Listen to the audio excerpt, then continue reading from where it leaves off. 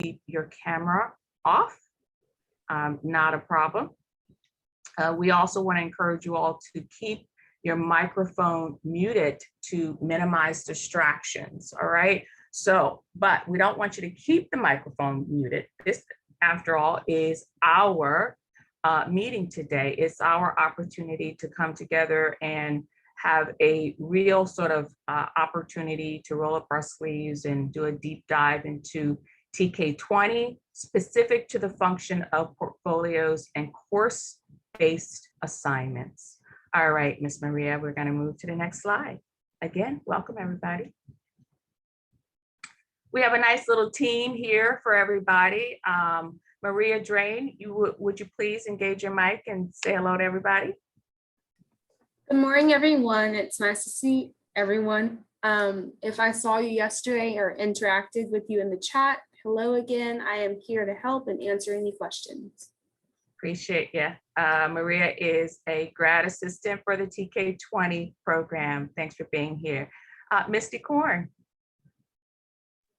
Good morning. Happy to have everybody back from yesterday. And for those of you that are new to us, welcome. We are excited to show you Tk20. All right. We have a special guest, our temporary K-20 consultant, Andy Oswell, is driving the bus for us today. So we're on the Andy bus today. He did a wonderful job yesterday, and we're happy to have him back today and again tomorrow. And if you all bear with me, I'll give a proper introduction in a few minutes. I'm Val Hill Jackson. I'm the Assistant Dean of Educator Preparation and School Partnerships. And it's my pleasure to be a part of this incredible sort of team as we're learning together, guys. We're learning Tk20 together. And it's been a long haul, and I suspect there are many days ahead, more learning to come, but these are the best folks to learn alongside. So thank you to the team. Next slide, please. You know, my friend Misty, I said this yesterday, and it bears repeating that, you know, she's been doing this work in earnest, running the ship with Ed Prep, and I came on board just about 7 months before the pandemic to work alongside her. And the mission of the Ed Prep office is to promote the achievement of educator certification students by supporting their examination and field experience needs. So that's what we do in our office. And I got to tell you, Misty has been very serious and committed to this work for several years. And over the last year and a half, I've been working alongside her. And our goal is to stay in step with the needs by the state, with especially with Texas Education Agency. So many new things coming down the pike that will absolutely affect our candidates. And it's our responsibility to understand all of the new compliance issues to ensure that our students are ready to serve the state of Texas as educators. This is our mission, and we know it's your mission too. Next slide, please. What is Tk20? Well, it's an assessment, accountability, and management system to help colleagues and universities meet requirements for accreditation. And if we're smart about it, we can do more than just meet accreditation, but we can also work on ways to improve our programs and to support our candidates as well. Tk20 stands for Technology in Kindergarten through age 20. Next slide, please. Here's our agenda, everyone. We're really happy that the Dean is joining us today. Maria, do you know if the Dean is on the line yet? Yes.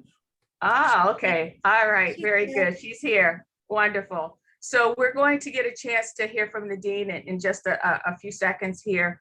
After that, we're going to really go over the launch plans. We know this won't be an easy process. And so we've sort of mapped out some plans over the next few months to make sure that we're ready. Then we're going to turn it over to Andy, our consultant, who's going to talk to us about logging in today into the platform so we can do our deep dive. He's going to begin with explaining the difference between Tk20 portfolio and course-based assessments, or assignments, I should say. We'll take a break, guys, then we'll come back and go into course-based assignments, take another break, and then do a deeper dive into portfolios. And of course, we'll save time at the end to entertain your questions as well. But I got to remind you all again, this is not Andy's, boot camp. It's not Maria's. It's not mine. This is ours. So at any time you have any questions, please engage your mic, engage the chat, and pause, ask those questions. That's what this time is for. Okay, it's for all of us. All right, and then we want to end on time or at noon. We met our time, didn't we, Andy, yesterday? We ended a little early, so that was good. All right, so that's our agenda for today. We're gonna have a great day together. All Dr. right. Bill Jackson, can I add one thing? Yes, ma'am. So we are very curious as we go through today's process to hear from you guys as to what you think may work best for your program, the course-based assignments or the open-ended, more or less portfolio. So although we may not have time to discuss it as we're going through, your feedback is important. So if you'll drop, some of your comments and your feelings, maybe even your initial thoughts in the chat box, that way we can kind of get an idea of where everybody stands. It's just helpful as we move along to understand where everybody is. Thanks. Absolutely. Thank you for that, Misty. Very well. All right, let's move on to the next slide. Everyone, it's my pleasure to introduce to you all Dean Alexander. Dean? Thanks. So I asked Valerie if I could come today just to do some really important things. And the first is to say thank you. The state of Texas loves to mess with educator preparation. And it's important that we, even as a large organization that puts out a whole bunch of students, we have to be nimble. And so part of what we're trying to do is be nimble. That's not easy in a big organization, but here's what we're doing. So the first thing I want to make sure is to say thank you to each and every one of you for being here, and to let you know that all the work that we're doing now is really not in vain. I know it feels like it because many of you are like, oh, but we have an old system that captures videos. So why do we have to do this? We've got a way to upload stuff, why do we have to change to something else? I understand. None of us like to learn a new system. But I need to be clear that the old system, it requires patches and updates all the time, and it relies on one programmer. And if anything ever happens to that one programmer, our ability to continue to move forward in not only our data capture and our continuous improvement plans basically stops. And so it's really not an option for us to not move forward. And so I know that the team that you see before you spent a lot of time looking at options on which platform to move to. And the good news is I think they've chosen a very good platform for a couple of reasons. The old system that we had was very good at capturing data, but it didn't capture data for continuous improvement. It captured data for compliance. So a lot of that data wasn't really able to be analyzed in very deep ways. So this new system, not only can you view the video, you can make comments, you've got your sheet right there to fill out. And by filling it out in the system, that data is actually analyzable. Now, we have to be good at filling out our reviews consistently. And I'm sure you guys are going to work on that for a while. And that's, great. But if we can see changes over time by looking at that data, and that's really the key here. When we began working with Raise Your Hand Texas a few years ago, and our students became eligible for the special education scholarships. I don't know if you guys have realized, but those are $8,000 a year scholarships for 4 years which basically makes coming to Texas A&M and being prepared as a teacher almost free. That's an amazing opportunity, amazing investment by Charles Butts and the Raise Your Hand Texas Foundation into teaching here in Texas. We were chosen as one of 10 partners across the state. Melissa's on the call. She and I and others worked desperately hard to get into that pool. And now we have the opportunity to expand the programs that are eligible for that scholarship. So we could have more. I think right now we have in the 40s, 42, 45 students on that scholarship. We could have more than that. We could have 142 or 242. But in order to do that, we have to commit to continuous improvement. Now, this is not a hard commitment. I mean, we all want to continuously see our programs grow. But in order to do that, that data has to be in analyzable form, and we have to have a record. So that's one reason. Two, you know, we've got the state changing to a performance-based assessment for our teachers. And by doing that, they need to have practice. We don't want to send them to a performance-based assessment without practice beforehand. So the idea of having a system that allows us to embed multiple videos, give feedback to the students embedded in that system, and the students can review their progress over time as they are preparing for their certification video. So I think there's just so many reasons to do this. It opens up the doors for new ways for us to look at data, to think about continuous improvement. It's a tool for our mindset. It's a tool for us to continue to think about how to improve. Actionable data is much better than data that just sits and shows compliance. So I think for us, this is the right tool and it's the right time. I know it feels painful to try to learn a new tool, but I think Andy's going to try to make it as easy as possible, right, Andy? That's the goal. I'm sorry, what? You're going to make it as easy as possible to learn this new tool, right? Absolutely. Spoonful of sugar. Yeah, oh, good, that's good.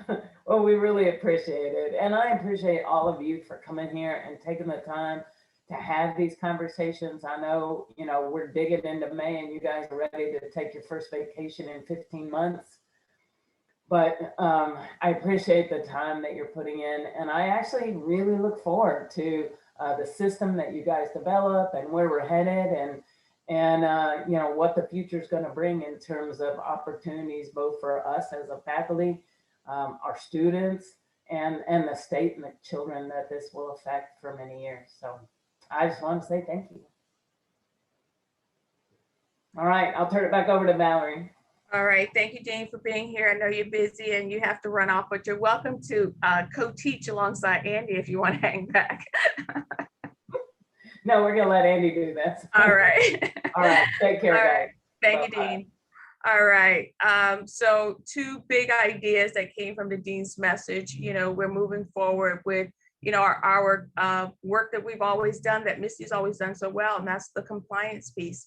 But TK20 gives us an opportunity to really work on the continuous improvement piece as well, help our programs develop. You know, what I thought was what was really interesting too is that we have a lot of doctoral students who are looking to do research in the areas of educator preparation along the different levels. So this is having access to all this data, usable data, right? Could be an opportunity for a lot of our grad students as well. So many great uses to come, and all we need to do is figure it out together. So that's the good news. Next slide, please. So yesterday I introduced this change model. Our friend Amy Hennett, you guys know Amy. Amy has this great little saying that nobody likes change but babies. And I would have to agree with her. It's really difficult, especially when you have a system like our CEHD data portal that's working quite well. And I shared this model yesterday. We got it from Watermark, one of our client success managers, who sort of asked us, how we're doing, and I had to just be honest and share, folks are scared. Folks have a lot of anxiety. There's a lot of resistance right now. He reassured Misty and I that, we're right on track, that this is the time when you're introducing a foreign element, that folks are going to have a lot of anxiety, and there's going to be a lot of change and chaos, and folks have to get to a place of a new status quo. And that's our goal. But before we get there, right, that ultimate sort of vision that we have for ourselves where we got this, we have to sort of like recognize that we're going to go through these, bumps in the road, and we have to be okay with that. One of the things that I was just reading about yesterday with Virginia Satir's model is that we have to, as leaders, as staff, as faculty, be prepared to have some support systems in place while people are in the valley, while people are going through this difficult time. So I want to just hold space right here for a moment, and I want you all to think about, what do you need in terms of support in order to move from an old system to a new system to support our students' needs. So if you could think about that for a second and engage the chat. What do you need, right? Maybe some of you are thinking we need a student worker or a full-time person. Like Sam Houston's pretty lucky. They have Andy full-time. We won't have that. We will have Misty as our unit administrator, and I'm lobbying hard to make sure we have some full-time support going forward. But what do you think you need to get going? And if you don't think of it now, over the next few minutes, go ahead and place your needs in the chat. And my job is to make sure I have the back of my colleagues, the staff and faculty, and lobby at the college level to make sure that our needs, our levels of support are in place. Thank you, friends. All right, next slide, please. All right, there are many benefits, as the dean was just talking about. On the left, you'll see that, it's a great place to create and store critical program assessments, track student performance over time to support their developmental needs, track program level performance for continuous improvement, and to meet compliance needs as well.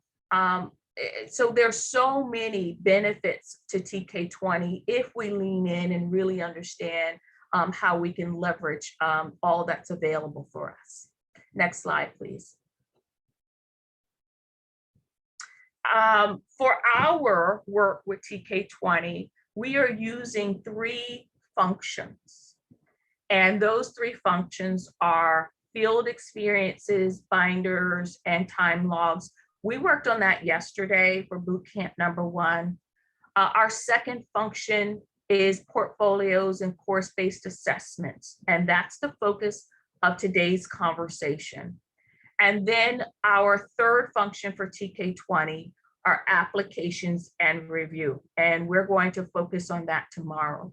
And what I find really interesting, for example, for tomorrow's conversation, is that across the college, when it comes to our ed prep program, so many folks have different ways of going about the application process, right? Some folks absolutely place applications in the hands of the advisors, and some programs like to have sort of a pre-screening with advisors, and then the faculty will do more of an interview kind of process as well. It all works, but we just need to know what works for your program, and we're going to build that out for all of you. Today, we want to focus on portfolios and course-based assessments, and I can't wait for you all to sort of learn the differences in these definitions and these constructs today from Andy. So that's going to be really exciting.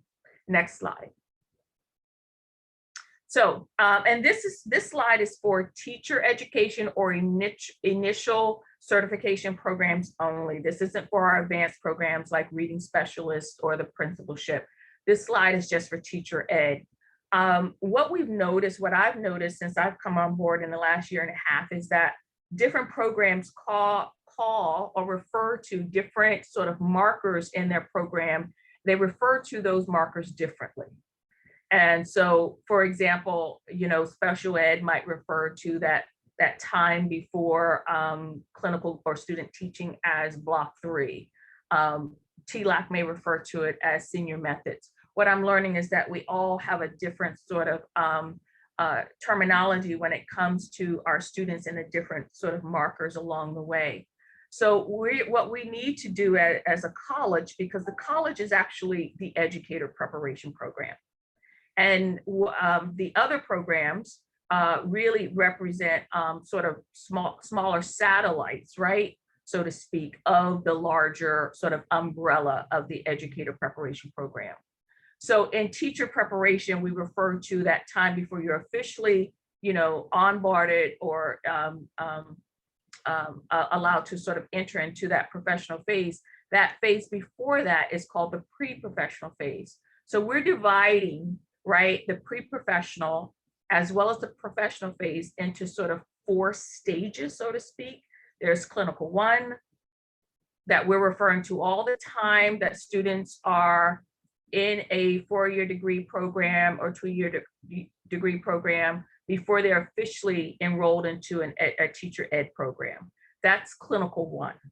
Once they are enrolled into the program, they're now into the professional phase.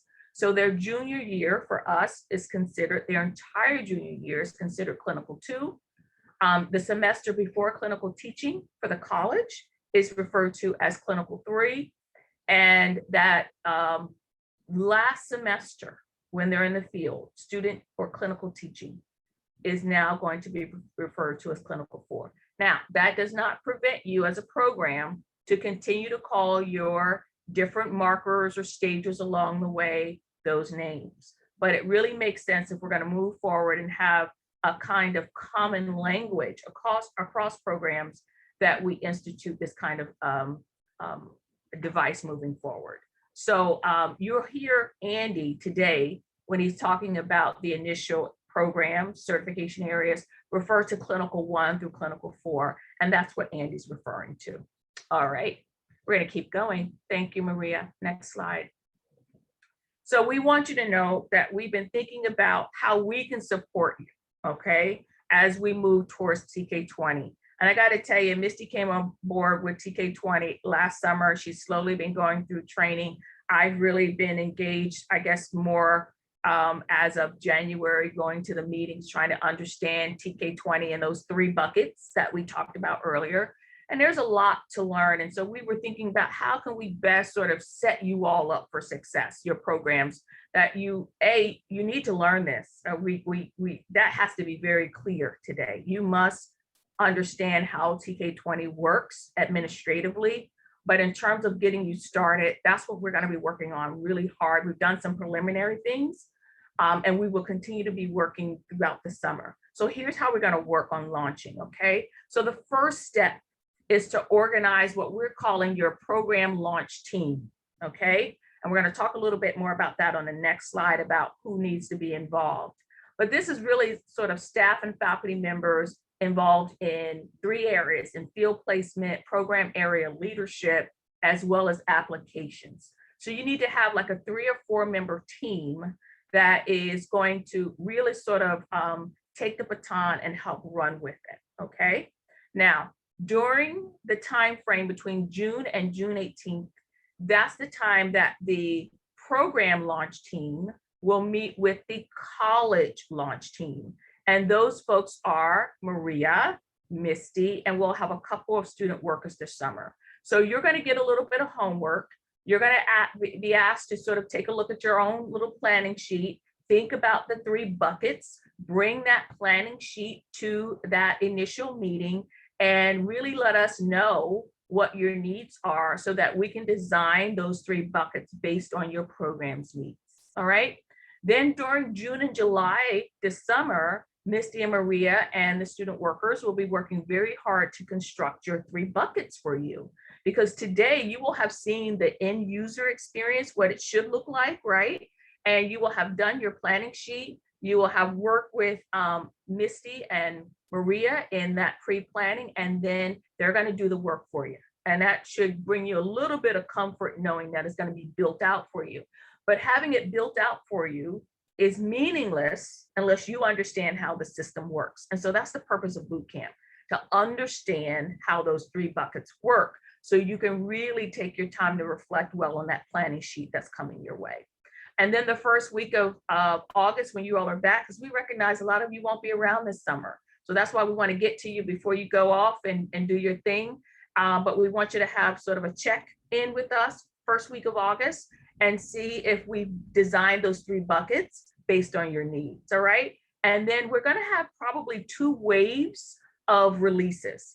And so we're going to sort of release probably the first 2 buckets with the applications and portfolios in August.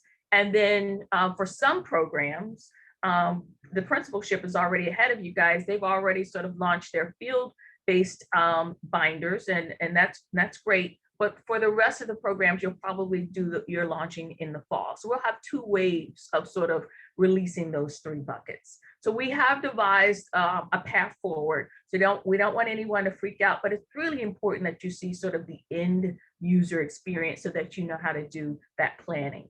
All right, everyone, let's keep this moving. We don't have much time here. I got my eye on the clock. Want to make sure we leave time for Andy. So the program launch team, if you take a look on the right, there's a lot of narrative on this slide, right? I've committed every kind of sin possible with all this narrative on this slide, but it's important that you see it all here.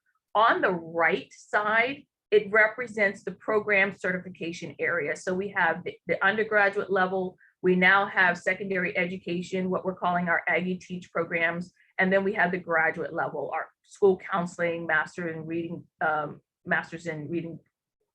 it should be master's or reading specialist, and the principalship and superintendency. So those are the certification areas there on the right. So what we need you all to do by program area is to develop your own program launch team.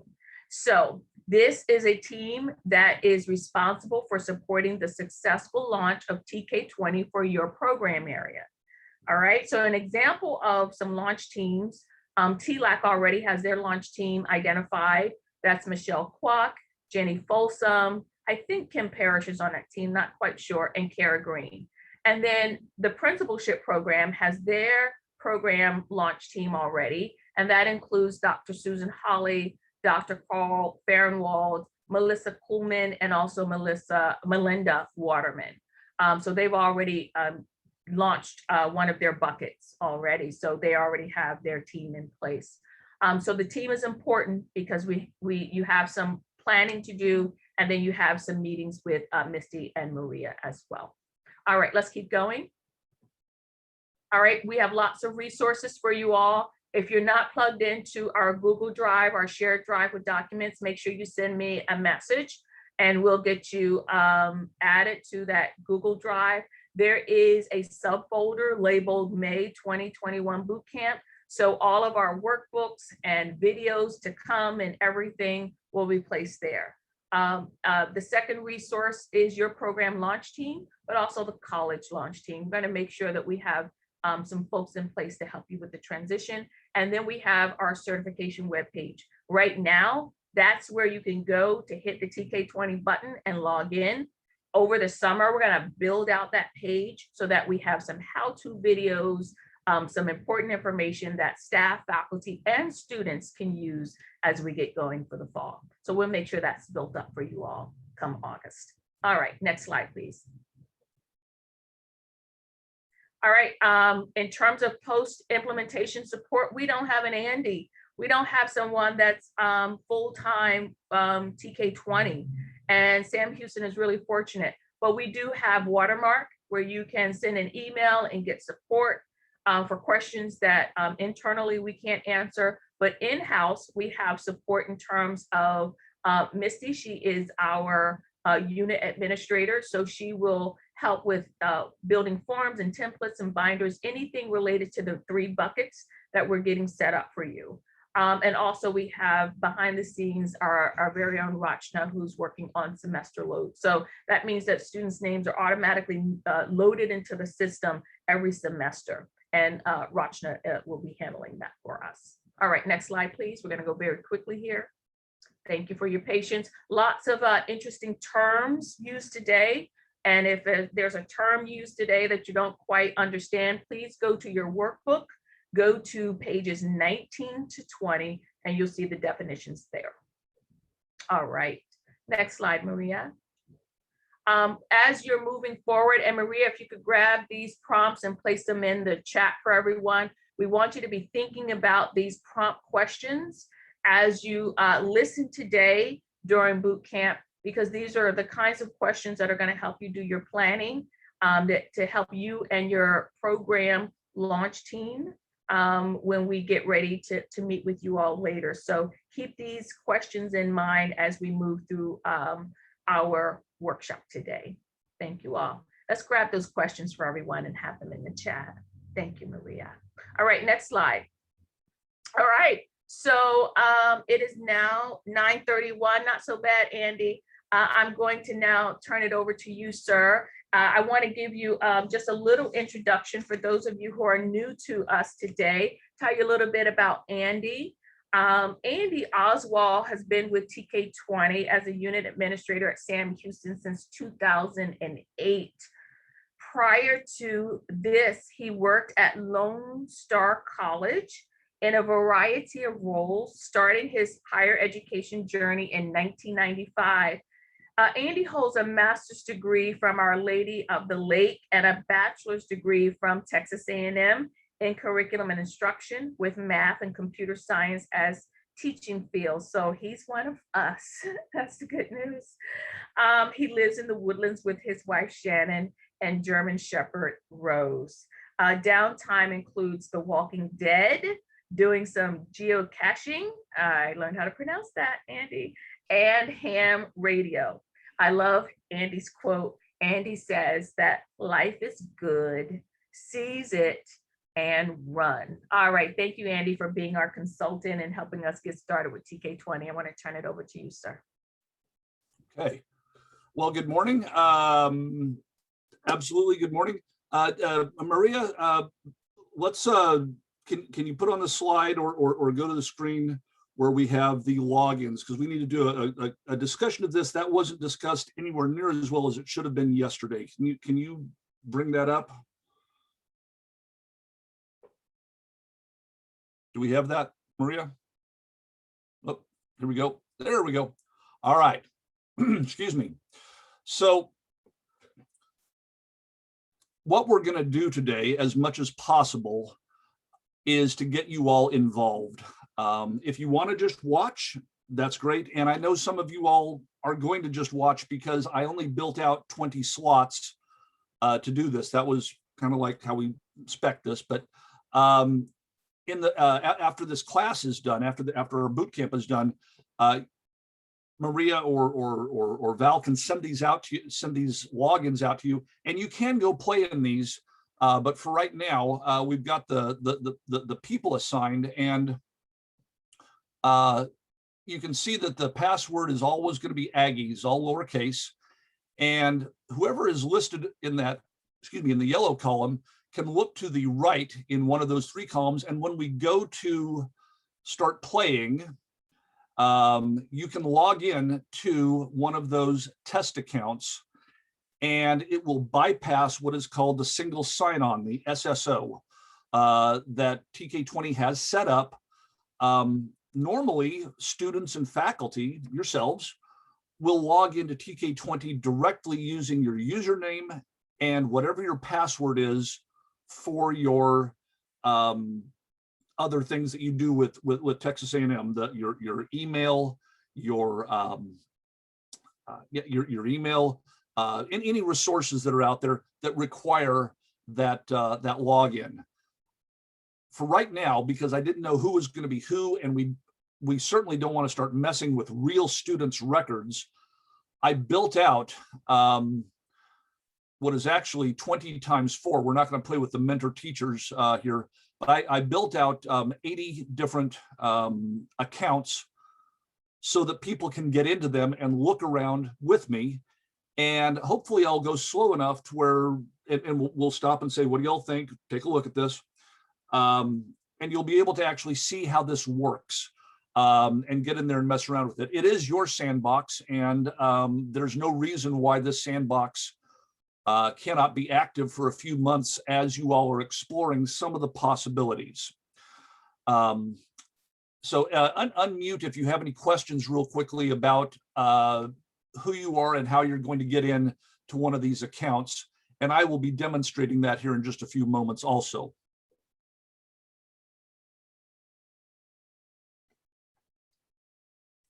Are we okay? Okay. All right. Well, thank you, Maria. Can I take control now? Yes, sir. Thank you very much. All right. So let's see. We'll leave it here just for a moment. I want to spend we've got about 15 minutes here and talk about the differences between a course-based assignment and a portfolio. And I'm going to actually pull up the documentation here right now. So let me share my screen. Do a share here real quick. And this is what Maria sent out right here. That thing downloaded. Okay, that's it right there. No, I don't want to replace it. Cancel. Hold on just a second. Let me open this up the way it should be. There we go. There we are. Okay. Make this a little bit bigger. So, excuse me.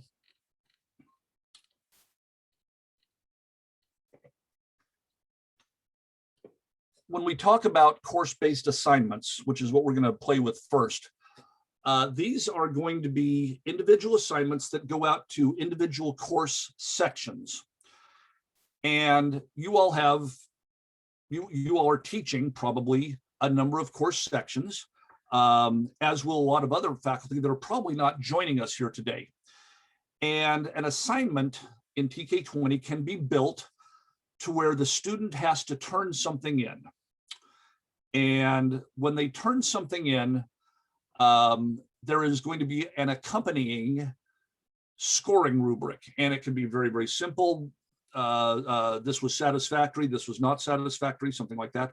Or it can get very, very detailed. And we're going to see some examples of course-based assignments that have the submission and have the rubric. So you can kind of see and take a look at that. I'd also need to say here that I want y'all to dream with me a little bit, because if you can think of something that you want to do, there's probably a way to do it that may not be exactly what you had in mind, but there's usually a way to make something work in terms of what you want to, for the data that you want to get into TK20 and what you want to get out of it. There's something like that. So we can build numerous assignments that go out to individual courses, and these can be real courses that exist that students sign up for, they pay for, they attend the class. And as a part of the class, the instructor would say, well, you need to go complete this assignment, and they can show how to get there. And the student does that, and they can be assessed, and you're collecting that assessment data. And that's really the key to program improvement and being able to show before and after, where a student stands and that sort of thing. But we're also going to consider the possibility of something that TK20 allows us to do, which is to create a section that doesn't exist in reality, at least in terms of your ERP. It's not a section that students would sign up for. And these are very, very useful. I call them phantom course sections because they're not real. But as soon as they are put into TK20 and you have students enrolled, and as soon as you've got a faculty member assigned to it, they function the same way. And at Sam Houston, we use a lot of these to put large groups of people into something. And the example that I want to throw at you just real quickly, Val mentioned this earlier, TEA, God bless TEA, is requiring everyone who gets certified to complete certain courses such as dyslexia, such as mental health, such as suicide prevention. And it might be useful to create a phantom course section that you put all the incoming people into, and you put those requirements in there, and everybody can do it right there. And then it might, the burden might not fall to a particular faculty member to do just their sections, but somebody can look at all of these all at once. There's a wide variety of ways that you can use these phantom sections, up to and including something that starts looking and smelling a whole lot like a portfolio. So we can have course-based assignments in regular sections. We can have course-based assignments in phantom sections. And then we can have what are called portfolios. And y'all have seen variations on this picture before. Everybody's touching the elephant in different places, and everybody's thinking something different. And if you kind of turn that idea on its head, if you walked through the campus, assuming that there are students on your campus, which ours are slowly coming back, but if you walked through the campus and picked out random people and you didn't know what their major was, and you said, what is a portfolio? Or what would you consider to be a portfolio that you might use for future employment, or whatever it might be? You're likely to get a wide variety of answers. An art student might say, well, I've got my portfolio. It's in this big portfolio, big, thin, huge suitcase looking thing. An architecture major might say, if you want to see my portfolio, you're going to have to, I've got all these buildings that I've laid out. Or a computer science major might whip out a thumb drive and say, this is my portfolio right here. It's got all the software that I've written, or whatever it might be. And we know for students in the colleges of education, they are going to be thinking in terms of portfolio about maybe a lesson plan, maybe a campus improvement project that principals might do, or a case study that a SPED or an educational diagnostician might do. Counselors might do that. There's a wide variety of things that people that are seeking SBEC certification would consider this is an important thing, including this thing that I turned in. They also might want to include with that, this is how I was assessed. Look at this faculty member's assessment of it. They thought this thing was fantastic. So those pieces that are going to go into a portfolio can happen in a number of ways. And the TK20 portfolio is a very specific construct. It is similar to a course-based assessment in a couple of ways.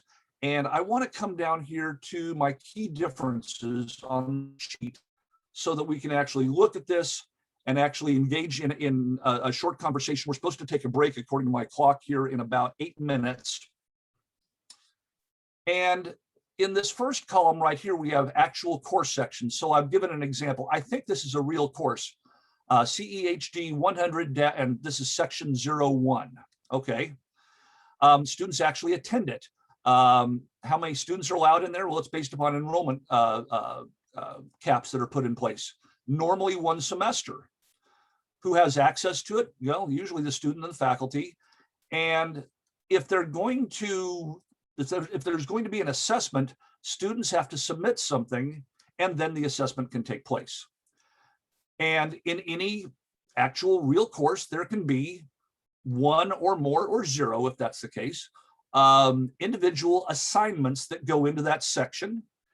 And that's what the student is going to, they're going to submit something in for that assignment. And after they've submitted something, then the assessment can take place. And assessments in course-based assignments are tied directly to the assignment. It might be a very simple thing like, yes, the student successfully turned in the dyslexia course completion certificate, something like that. Or it can be very, I don't want to say complicated. It can have a lot of pieces to it where we're looking at different pieces of, say, a lesson plan, that sort of thing. And then you can report out. You can report out how those assessments went. Now, it's almost identical for phantom course sections, except there's no real limit to the number of students that can be put into one of these course sections. And for the time span, I say usually 1 semester, because you can actually create course sections that span many semesters, in fact, infinite semesters if you so wish. And this is an area where you're going to be able to conceivably think about portfolios a different way. And I'm going to explain that here in just a few moments. Same people have access, same sequence, same course-based assignments in the course section, assessments tying directly to the assessment, and what the students have done.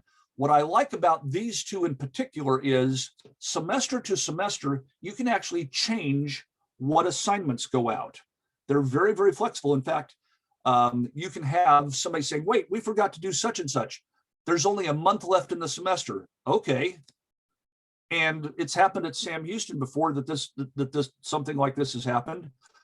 The group, we put together the scoring rubric, and I can actually deploy an assignment into one or 20 different sections in basically 30 minutes.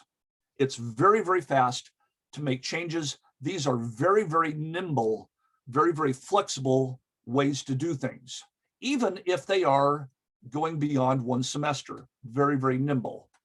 Now, there is a construct, there is a database tool in Tk20 called the portfolio. And we're going to look at that. And you might like what you see here because it is very organized, because there are some differences here. And then you might say, but let's think about something else. So a portfolio is not something that student really is enrolled in terms of a course. There is an unlimited number of people that can get a portfolio. They usually run, though, for more than 1 semester, which is good. Sometimes you can have something running for 3 or 4 or 5 semesters. In this case, the student and the faculty member would be the faculty member would have access to this. The coordinator role would be able to look at it and make sure things are getting done, but they don't actually interact with it, but they are there for it. A big difference, though, is with the portfolio, an assessment can occur at any time. And I'll go ahead and make mention of this while we're at it. There has to be at least 1 assessment tool assigned for each tab, which we'll see those tabs in probably about an hour and a half here. But that assessment does not have to specifically reference a particular assignment. It can or it can't. And if you were with us yesterday for the field experience side, you saw how some of the assessments were tied directly to something and some were not. So it's a little bit more flexible in that regard. In this case, we're going to have individual tasks, which are kind of like assignments, that are on different tabs, which are organized, and I'll show you all this in a little bit, of the portfolio. The portfolio looks a little bit nicer. I'll come right out and say that, but there is some overhead to it. We can report out of it, but the last thing that I need to mention, I said these ones are very nimble and they can change every semester. If you set up a teacher portfolio, this thing right here, that runs 3 or 4 semesters, get it all set up, get students enrolled in it, once it's out there, once the students have access to it, and once people start grading it, it really can't be changed. You can't start adding stuff to it, like a new thing that we want students to do. You can't add things to it in terms of assessments. It's kind of static in that regard. And so something that goes for 3 or 4 semesters is not anywhere near as flexible as one of these. And the fact of the matter is, you can actually make a phantom course section almost look the same way as a true Tk20 portfolio. In fact, you can call it a portfolio and probably no one will know the difference. Andy, is Yes. it fair to say that a course-based assignment, if programs decide to go with that approach, Yeah. I'm just trying to sort of boil it down, is kind of a flexible portfolio Yes. as opposed to the traditional portfolio, which is more inflexible, right? It's more static. Yes, a Tk20 portfolio, once it's been set up, people sign off on it. Yep, this is what we want. And it is deployed, let us say, students gain access to it, you cannot say 2 months later, oh, wait, we need to add this, because to add that, we would have to revoke the portfolio, make the change, and then send it back out, and then everybody starts back over again. So you could actually, if you had this set up to where it was more generic and students can just load stuff in there, you know, your best work, number one, your best work, number two, your best work, number three, that would work very, very well. But if you want some specific things in there, like a lesson plan, like a case study, and then you think, oh, wait, we need that second SPEDS case study to be put in there, it is less flexible than one of these phantom course sections. I know that doesn't make a lot of sense, but I'm trying. So it is 10 till, and it is a break time sort of thing. I'm going to stop sharing for a moment and look at your lovely faces. And I see a lot of faces that we had here yesterday. All right, Mr. Andy, it is 9:51. Let's give our friends an opportunity to have a break. Go stretch, do some yoga, grab something nice to drink. Hey, everybody, it's not happy hour yet, so keep that in mind. And come on back at promptly 10 a.m. So see you soon. Thank you, everybody. See you at 10. And I will be back in about 4 minutes. I need to run. And I'll Okay, be back and I'll answer some questions. sounds good, Andy. Thank you, sir.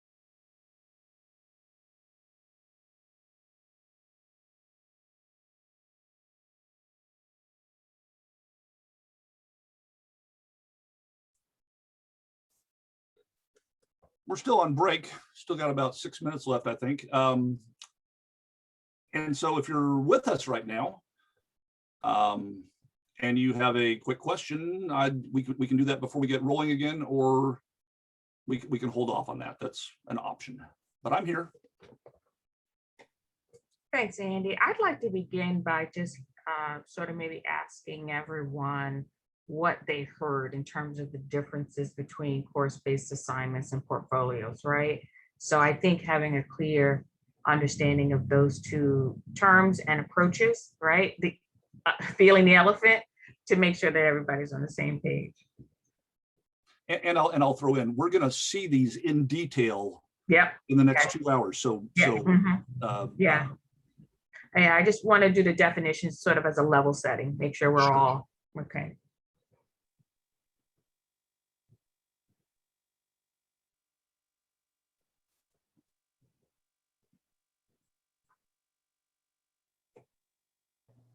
Dr. Hill Jackson, Yes, ma'am. this is Susan Holly, and my cohort group of new principal interns who were in practicum this last year have been our pilot group, so our last spring. And one thing that I have a question about, I guess at this phase, having listened again this morning, as a group, we were really more in preliminary conversations about the portfolio because we were very busy in the field experience launch this spring. And from what I've heard this morning, I'm wondering about these early decisions that we would be making about the portfolio and how that might limit us later if once we begin experiencing it, we think we need to make some changes. So I guess that's my worry that we were pretty set that we wanted portfolios set up on our competencies and a tab for every competency. But what I'm hearing today makes me think we need a deeper conversation about that with a broader group from our program, probably. Interesting.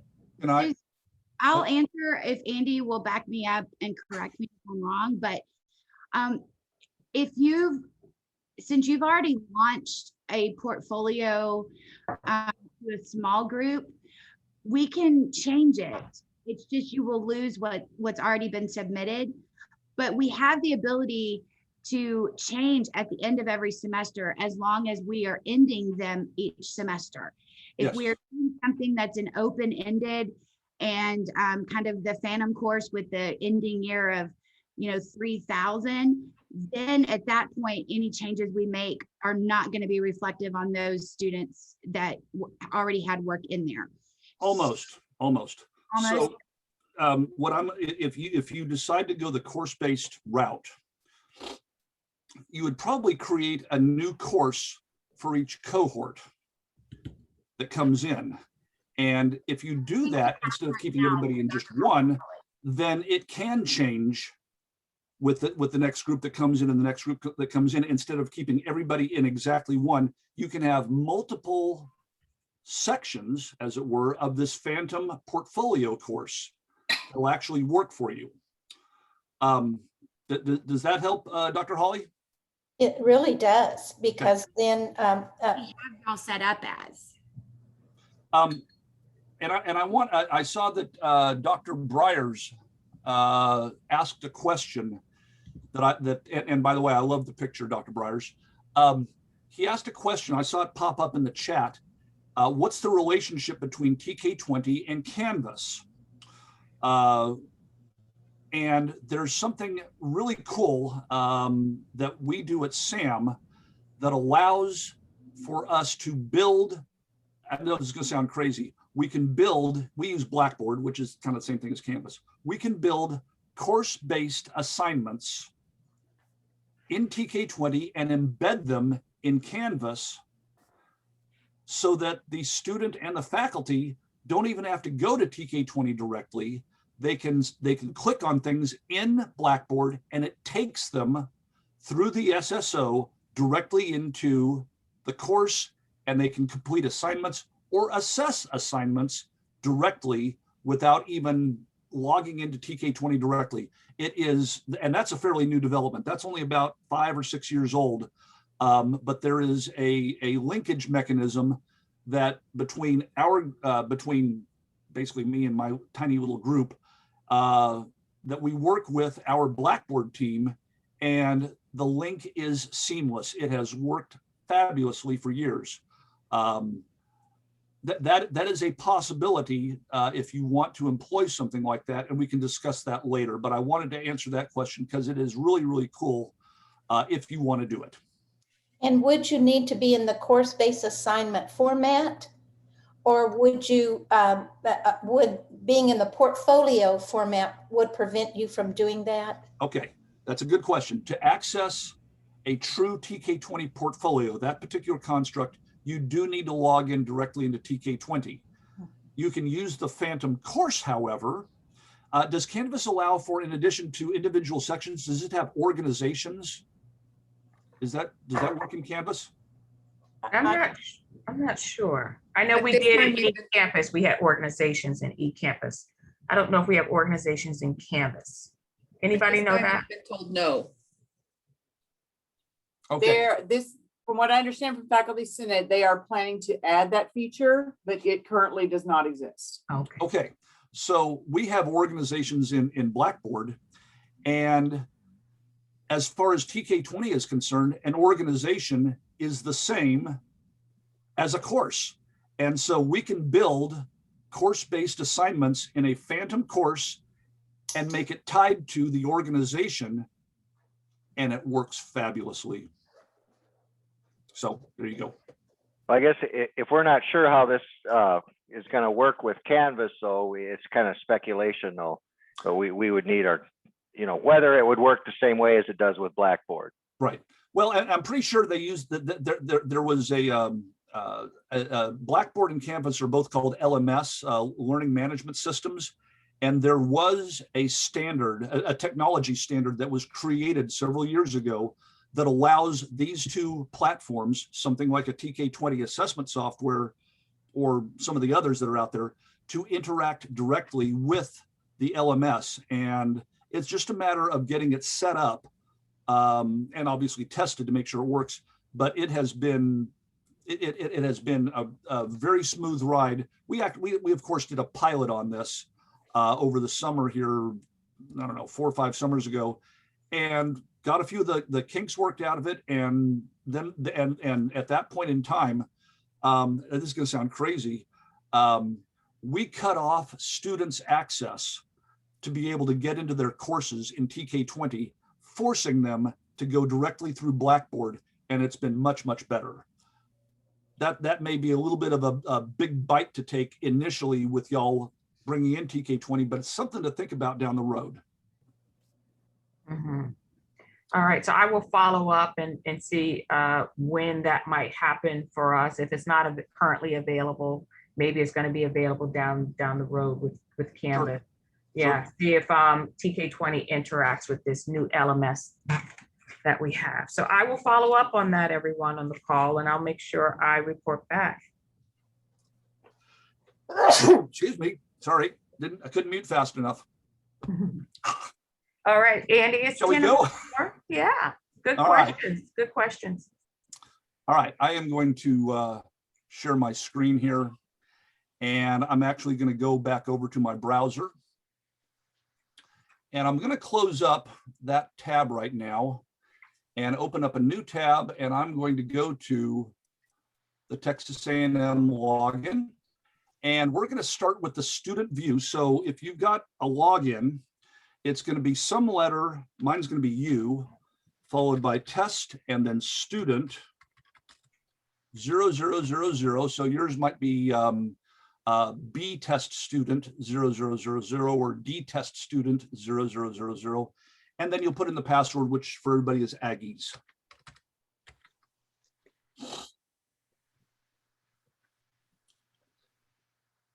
And I think yesterday this wasn't thoroughly explained, and I do apologize for that. I apologize for that. This is the first time I've taught something like this in a virtual environment. And when y'all get back together in person, I think you'll find some of these discussions and working on Tk20 a little bit easier when you can get people into the same room with a projector or something. Now, because I logged in as one of those demo roles, the first thing I need to do is come up here where it says hi, and then that's actually my first name. And I'm going to switch my test student from demo test into a student role. This is so we can bypass the SSO and actually look at things from a student point of view. And I'm going to say, okay. The same sort of thing, if you were here yesterday, same sort of thing happened. So this is a student view, and we're going to start off for the next hour and talk about specifically course-based assignments, be they in a phantom course or what might be a real course. But the construct will be the same. And if you're having students go through Tk20 directly, which I assume you will be, at least initially, students can come down to where it says courses over here on the left.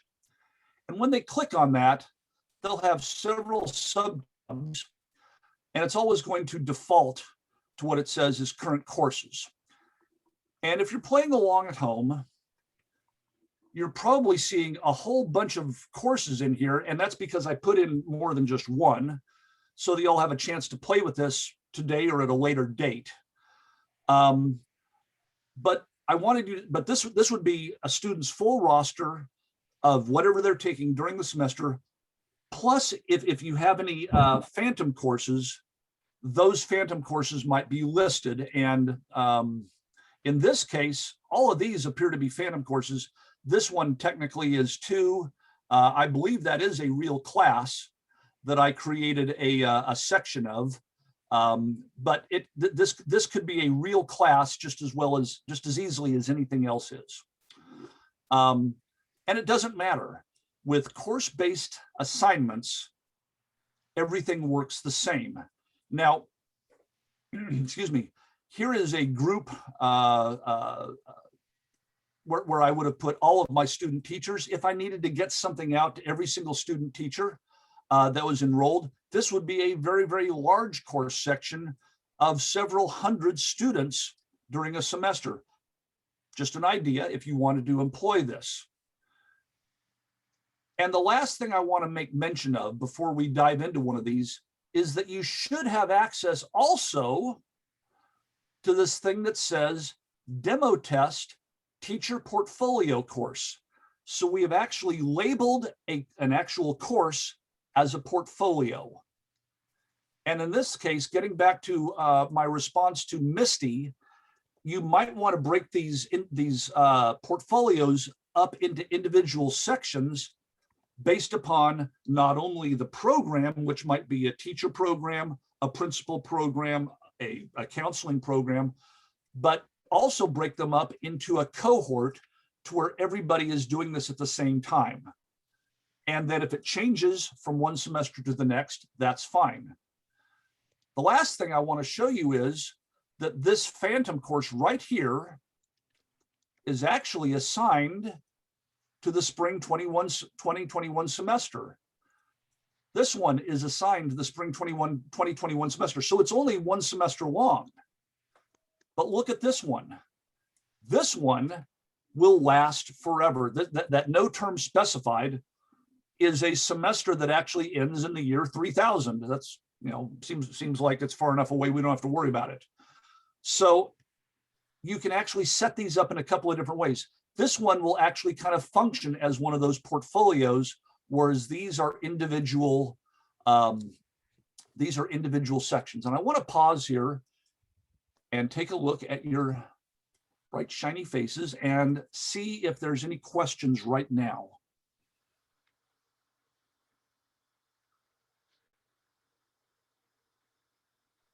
Andy, on the when this course, like all of your courses here start with the letter D.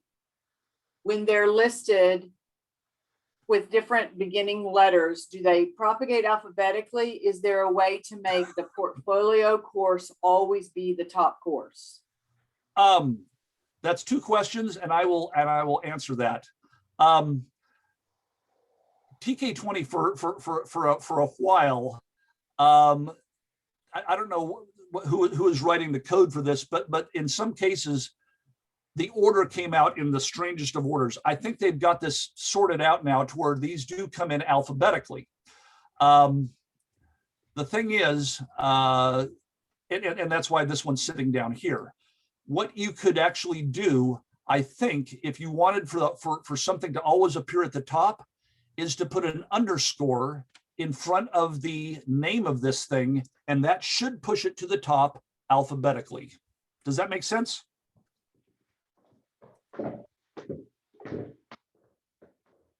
That is, put a symbol out there like an underscore. I do that with my file structures when I'm saving files. If I put an underscore in front of the file name, it's always at the top, in front of all the A's. Okay. Okay. All right. So let's take a look at this. I'm still a student. And before I look at this one, I want to look at, and since I am the U demo student, I'm going to take a look at this U section right here. I'm going to open up this one. And this is what a student sees when they click on a specific course section that they are enrolled in.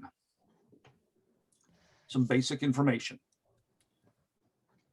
And we're not going to worry about the gradebook and handbooks and communication. We're going to talk about the activities, which are those course-based assignments. That's where we're going to find those, is on this activities tab. And what you see here are the assignments that went out for this semester-based, albeit a phantom course, but it could be a real course just as easily. There are 6 assignments here. These 5 right here are the TEA required pieces. I think there's that one other one that was the first day of school. These are the ones that we tend to use. And you can see that there's flags next to 3 of these. That's because the student hasn't turned these in yet. You can always look at that and say, oh, okay. We've got, is there a question about something? Okay. All right. So we can see that there's a flag. This is open for editing. That means the student can do something with it. And in all cases, without some special things happening, the student has to do something before it can be assessed. And we're going to see the assessment piece here in a few minutes when we become faculty members. But for right now, I can show you this mental health assignment. And when I click on that, the student is going to see something where there are some instructions, and you can put any instructions that you want to put in here. But there's going to be this select button.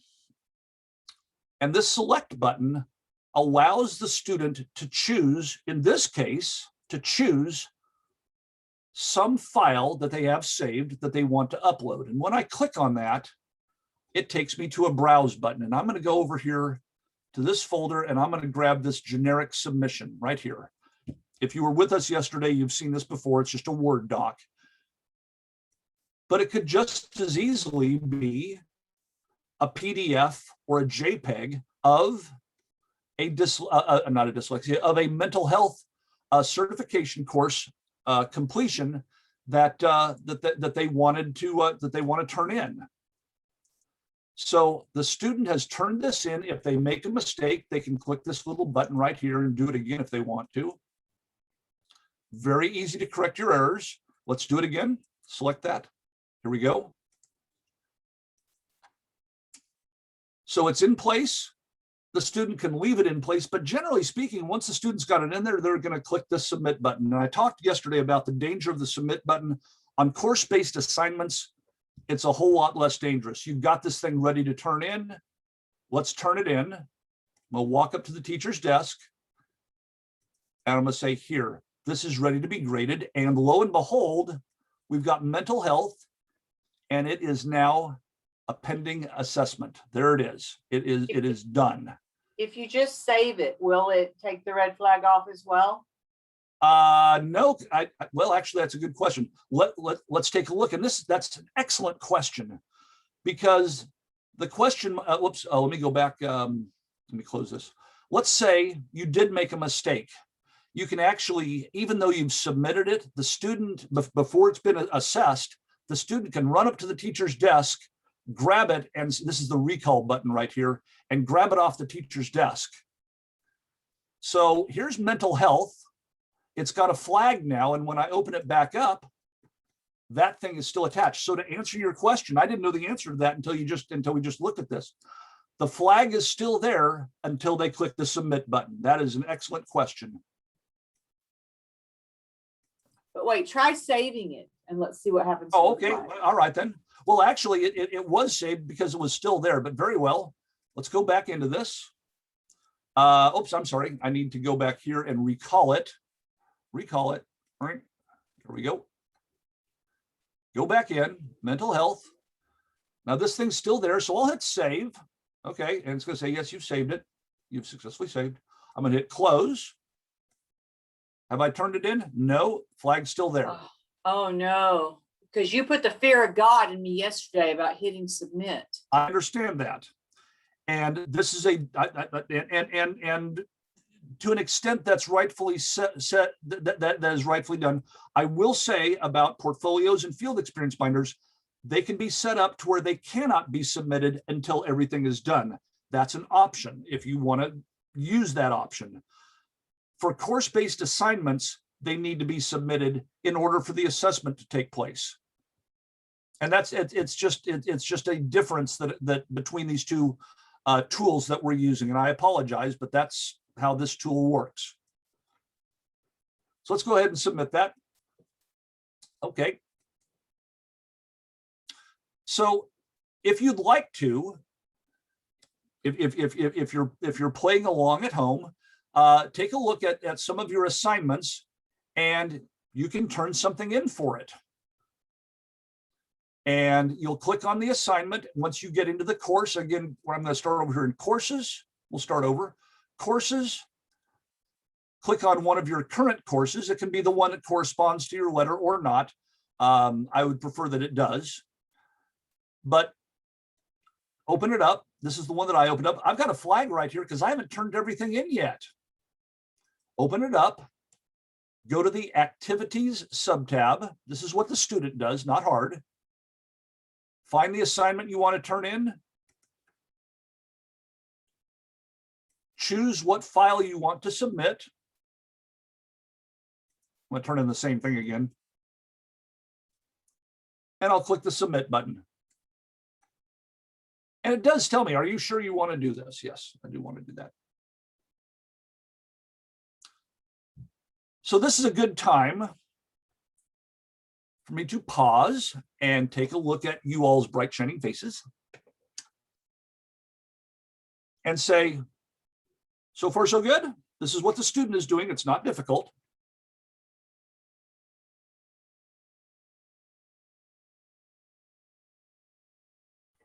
Hey guys, one thing to keep in mind is there's going to be a learning curve for the students as well. So we are going to have to all work together. Videos will be created for the students as well as for faculty and staff.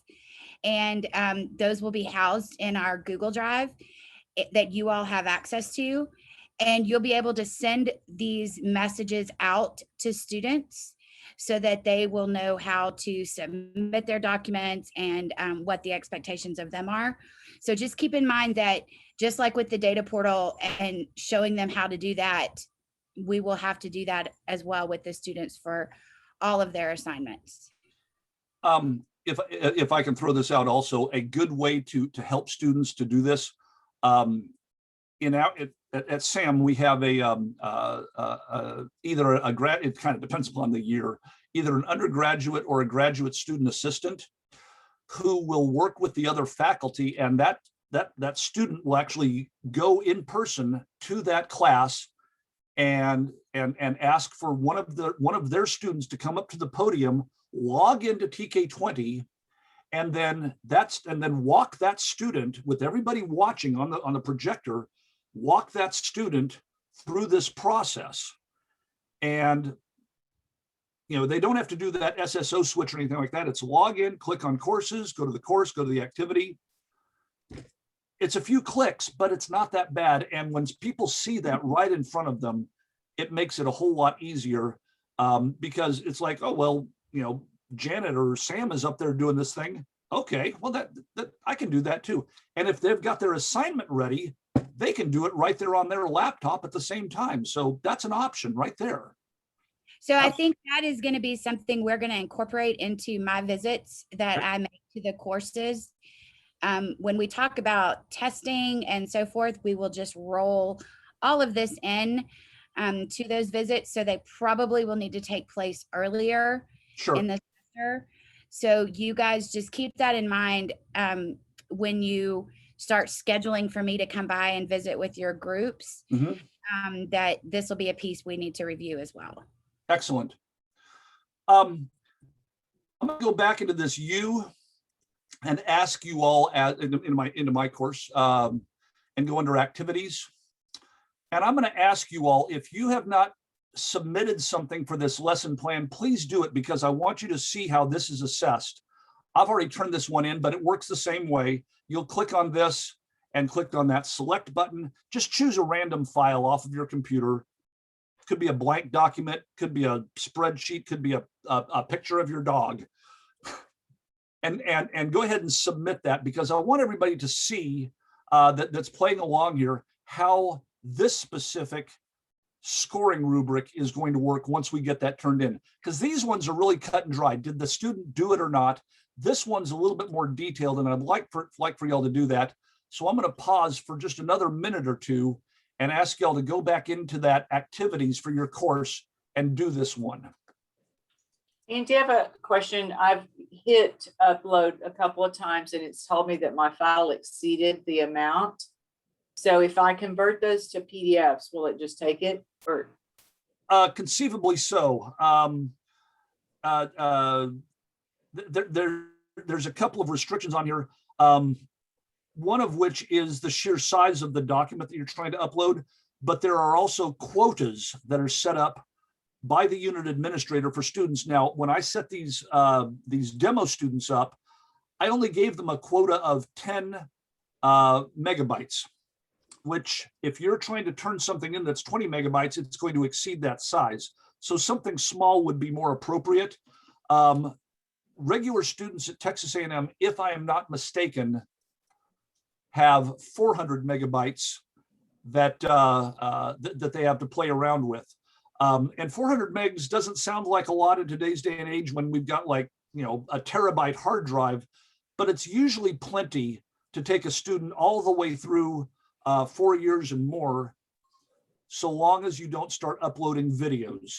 Videos are absolutely crushing on the storage space.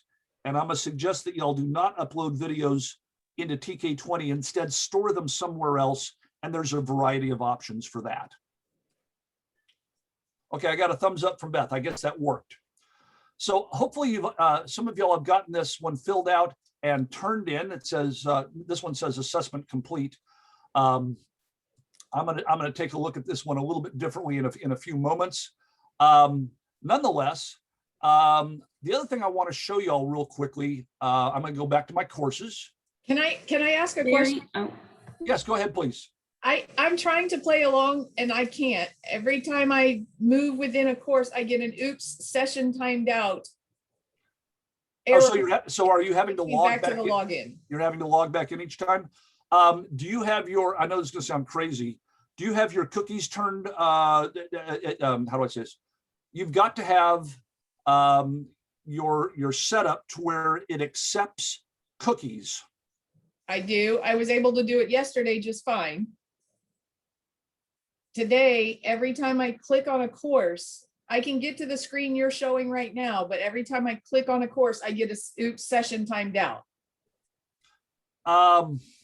So I can log in just fine, but I can't navigate in the environment. It would probably take me a little bit of time to figure out what's going on with that, and I don't mean to put you off. Maybe we can look at that at break time. I'm not exactly sure what's going on with that. I have some gut suspicions, but I'm not. We'd have to look at that. I don't know exactly what's wrong. Okay. Okay, I'm sorry. Okay. So I'm back at my list of courses, and I was just working on this one down here. But up here at the top, we mentioned this earlier. Here is this demo course that seems to go on forever. I have been enrolled in, I'm still a student here, I have been enrolled in cohort 1 of this teacher portfolio course. When I click on this one, it looks the same way. Is it a portfolio or is it a course? Well, in Tk20 officially, it's a course. But that gets back to that picture of the elephant. What is a portfolio? Can you use a course-based assignment or more as a portfolio? And the answer is yes. When I look at the activities, I've got the same activities sitting here. Same exact activities. They're not, and let's see, and these ones aren't even in alpha order. I don't know if, no, I can't order them. And actually, this is one of those places, I think, if y'all are looking at the same activities, your order might be different than my order. When you look at the activities, I cannot explain it. I've asked for that change to happen. It will eventually, that somebody will put these in order, but it's a programming thing, and I don't program in Tk20 language. Point being here, though, is you've got a thing that's being called a portfolio. You could put as many different pieces, slots, if you will, into this for students to upload something specific, or you might create some free form generic slots where the students can upload something of their choosing that they think is highly representative of their ability to, do lesson plans, impact student learning, whatever that thing is that they want to put in there. It could be very, very specific, like a lesson plan, or it could be something generic, but you can build it out the same exact way. Okay. We're about to switch gears. Whoops, here we go. And take a look at this from the faculty point of view. How is everybody?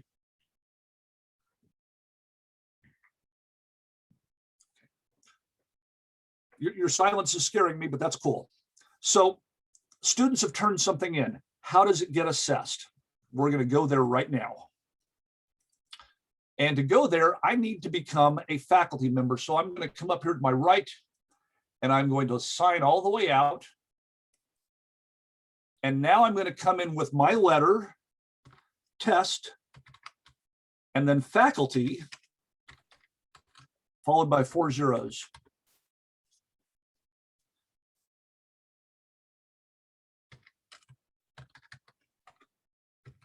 And I'm going to sign in.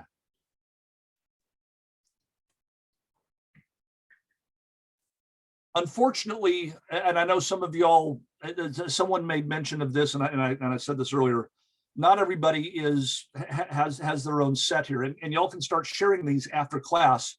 One of the things that can happen, and I don't know if this is happening to Dr. Moore, but that grid that shows everybody's login, two users cannot be logged in at the same time with the same username. If someone else came in and logged in as this test faculty 0000, it would kick me out. And I don't know that that's happening with Dr. Morge or not. I'm hoping not. That's why we had these assigned to specific people. But it is a danger when you're doing demonstration accounts that I've actually warned Misty and Maria about, is if you've got some master unit administrator account, you got to make sure that nobody else is using it when someone else logs in. Otherwise, it's going to kick the first person out. So, all right, but I'm logged in right now.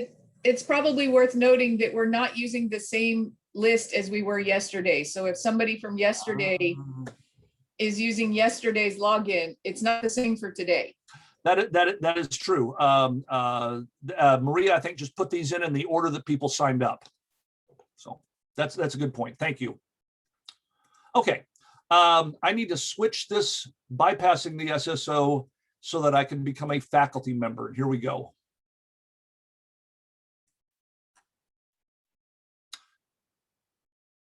And I'll give you all a chance to get there. And you may have seen this before yesterday, if you were in with us yesterday. This is the faculty view. Looks a whole lot like the student view. It's a whole lot like the student view. And we're actually going to follow the same rabbit hole down to that course, down to the activity, to find stuff that needs to be graded. So I've logged in, I've changed my role to faculty. I am now, as a faculty member, going to go to courses. Now, in this case, you probably only have one course. You don't see the portfolio because you were not assigned to it. The beauty of Tk20 is you can have as many people as faculty members assigned to a section as you can possibly imagine. There may be an upper limit of something like 256 or 255 or something like that. But that's more than enough faculty members in on something. So for right now, you're probably only seeing one class. In reality, you would see more classes. You would see actual classes. And if there's a phantom course, you would see that one as well. Again, it doesn't matter in terms of Tk20 where we put the assignments, into real classes or into this being a phantom course. But there's something for me to do. There's a red flag. So I'm going to click on this demo test right now. And I'm going to click on activities.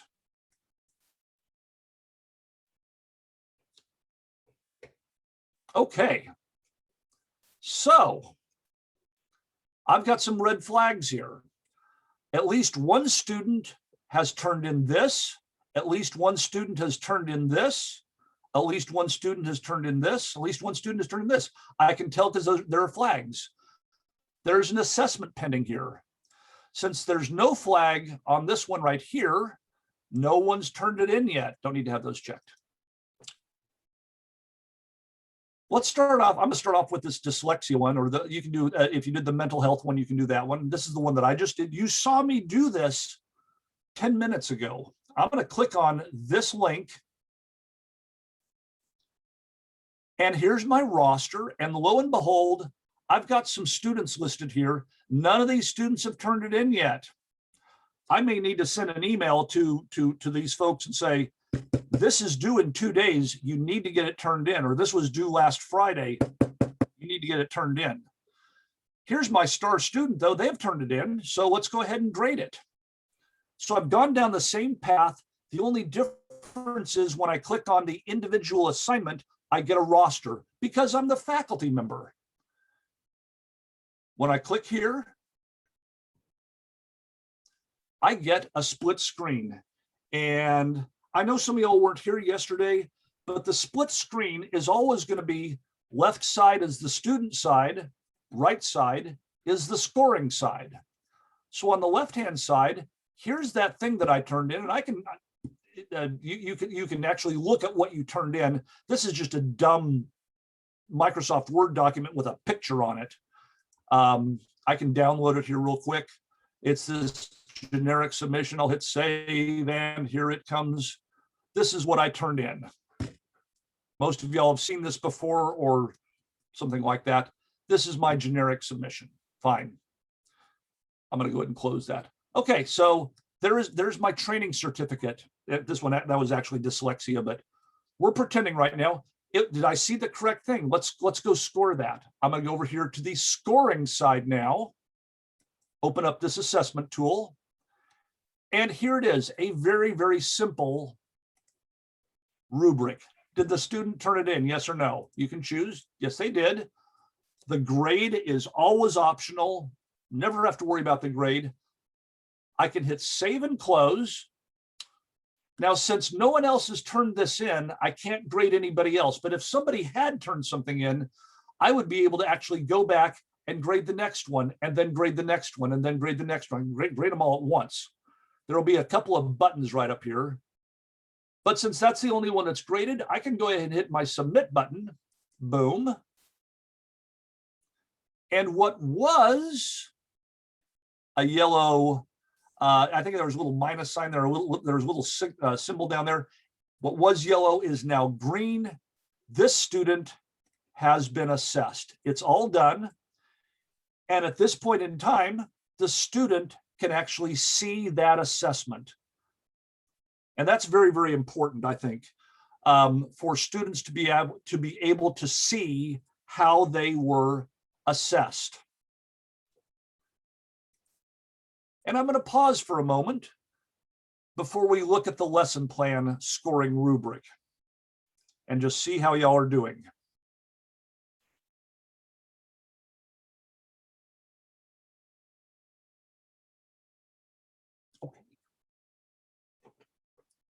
And I will say, my brain is kind of like running real fast. I know there's a chat going on, and I think Maria and Val and Misty are kind of like monitoring that. I know there's going to be some questions in there. I'm not watching that right now because that would probably blow something up. So No worries, Andy. We got you. We're responding to the chat questions. So nothing to report yet. Okay. All right. So I've graded that one. Now you can actually start over on this list, or I can actually go back to my demo test course right here. Oh, let me hit this update button. There we go. Update. Actually, I don't know that that was necessary because we did submit the assessment, but we're back over here on activities. I am now going to open this one, and this one is a little bit different. And let me just go ahead and make mention here that these students have not turned it in. I actually scored this one last night. This student, though, has turned something in, and they haven't been scored yet, and I want to score them right now. So I'm in here in the demonstration lesson plan. The student is turning in a lesson plan. We know that those are important for teachers to be able to write them, and over a course of a period of time, we would hopefully see better and better lesson plans being written that go to the TEKs and this, that, and the other, rationale, the setting, the materials. Lesson plans get better and better and better. So what I'm going to do is open up this student's work. And the main reason I want to show you this one is because of this assessment tool. It's the same generic submission. It's just a stupid Word doc. So imagine that the student is turning in a lesson plan. I am going to now click on this assessment tool. This is the power of Tk20. Instead of, did the student turn this thing in, we actually have broken out by domains. I've got my first domain called establishing the lesson framework. I've got three elements right here: TEKs, objective, rationale. I've got a second domain, designing supportive learning environments. Boom, boom, boom, 3 elements: instructional strategies, evaluation strategies, and language use. This rubric can be completed individually for each student. And I will mention that this description that you see right here is optional. It makes it, you can see it right down here. It's a lot shorter. It's a lot more compact. And if that's good enough, great. If you want to add some descriptions on what to look for, and these descriptions are actually, they're actually descriptive, it's meta descriptions, because it kind of explains how to do this. Excuse me. You can put in descriptions when you build out the rubrics. The rubrics that y'all are going to use to score people across field experience binders, across course-based assignments, and across portfolios, that's going to be a critical piece that everybody in the group comes together and says, this is what we want to use for a standard scoring rubric. Everybody needs to come to agreement, because when this thing goes out to 5 course sections, lesson plan, 10 course sections, case study, that scoring rubric is used by every faculty member in every section. That doesn't mean that you can't score somebody differently in the grade book, but when you're tracking the things that matter in TK20, a key assessment that you want to see how people are doing, everybody needs to come to agreement on what are those things that we want to score and how do we want to score them. Now I'm going to go ahead and finish up with this, and I'm hoping, I've got my fingers crossed here, that some of you all got to this point. And what's funny is, well, it's not funny. We will have students, they'll get a straight satisfactory for their lesson plan or for something else. And they still made an A on the assignment. They still made an A in the course, but they're upset because their thing was not rated exceed. They didn't get an exceed exceptions. And we see this all the time at SAM with students who are in student teaching, and we're scoring them on the basis of t-tests, and they want to be distinguished or exemplary. And we tell them, you're a student teacher. You did satisfactorily. That's exactly where you should be. Don't panic about this. So a student could get straight satisfactories. You did fine on this. You made a couple of grammatical errors, whatever it is. Some feedback for the student to look at, whatever that might be. And then you can score them in your grade book as you wish. If a satisfactory, if they still turned in everything and they got an A or a B, that's fine. Now, if there's a problem down here, maybe that will affect their grade. But these two could very easily be the same sort of score in the grade book, but you're able to track it here, because if you were able to say, man, our students are doing great. Most of my students nailed this thing, and the data backs it up because you can run reports on this. That is extraordinarily powerful. And that's what TK20 gives to you, is that ability to run reports for a current semester across several semesters and look very, very closely at individuals or at a 30,000 foot view and say, aha, I think I see a trend here. That's really good news, Andy. That helps programs to see how their students are doing, and they can make adjustments and grow. We have a question here for you, Andy, from the Yes. chat from Dr. Carl. He writes, will the grading rubric and grade assignment on TK20 upload to be integrated with Canvas? Otherwise, faculty would have to grade things twice. So what are you guys doing with your LMS, Andy? Okay. Dr. Carl, you just asked a very expensive question. And the fact is, for a long time before we integrated this into Blackboard, faculty did score it twice, and they were not happy because you had the TK20 assessment, and then you had the lesson plan. Maybe they turned it in on paper, or maybe it was electronically, and in Canvas it would be, and you could mark it up and you could give them a score there. It is possible, and it's not hard, but with a little bit of setup, you can actually take a score in TK20 and push it backwards into the LMS. Not all faculty like to do that because they like to be able to assign points, as they so choose. But yes, it is possible to score something in TK20 and push it back into Canvas and have a grade, a numeric grade show up. Okay, and then if they wanted details, the details might not be there, but they could see the details on TK20 at least, as far as the rubric. That's correct. Okay. The student could actually go back into the Blackboard course, or they could go into TK20 directly, go back to that particular assessment, click on it, and they could click on that assessment tool and they could see how they were assessed. Okay. It is very powerful. I think one of the problems with assessment in TK20 is, like for this one right over here, oops, let me minimize my screen real quick.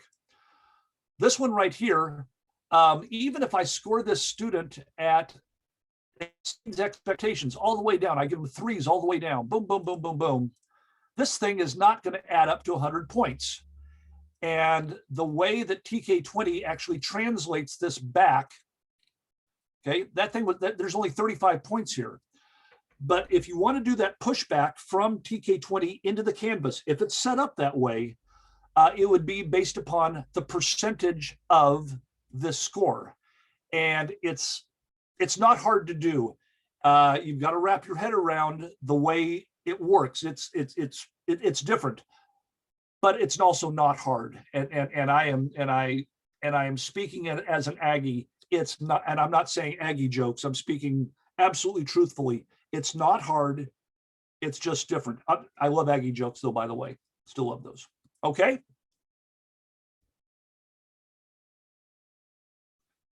So it's about, go ahead. Go ahead. No, I was just gonna say, Andy, that's good to know, even though they may not have like a detailed report in Canvas, they at least will get a score or a percentage. And then as an instructor, I can say, refer to TK20 for your full report and da, da, da, da. Yeah. Absolutely. Yeah. Okay. Absolutely. Gotcha. It is about 4 minutes until break time. I'm hoping that you all saw, oh, and by the way, I need to go ahead and let me go ahead and finish up what I was doing here. I have scored this. This person did great. I'm going to hit this save and close. So it comes up here. There's nothing else left to grade. So I'm going to go ahead and hit my submit button. And I am going to come back and see that I've got 2 green check marks here. Awesome. So that student, the assessment has been completed, and that student could see their work. So I'm hoping that some of you all were able to play with this. After this week, Misty or Maria might be able to share some of these out so y'all can actually go in and play as students. This is your sandbox. This is your sandbox I built for you. And go in and play with this as students and faculty and kind of see how this works. And honestly, I think it's time for me to stop sharing and shut up and see what y'all have to say. Hi, Andy. I had one quick question. In that lesson plan, there's a space for overall grade. Yep. Versus weight versus score. Right. Could you clarify what those are? Certainly. I'm going to go back and let me share a screen again here, make sure we're in the right place. Okay, I'm going to go back into this T that I just graded. You can go back in, and a faculty member can go back in and they can actually hit this revoke button if they need to change the grade. Okay, let me hit revoke. Okay, there we go. Now I'm ready to grade this again. Now it does remember how I graded it, so it's still right there. So now it's got these little sub scores based upon the domain. Was that Dr. Kwok? Is that right? Yes. Okay, so it's got the sub scores and the domain for that. This was a perfect 3 here, here, here, here. And then, and this one was separate. And this one was graded not on 1, 2, 3, but on 0 to 5.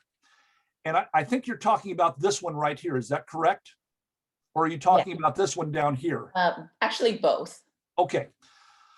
This one down here will always be there until TK20 gives us an option to get rid of it.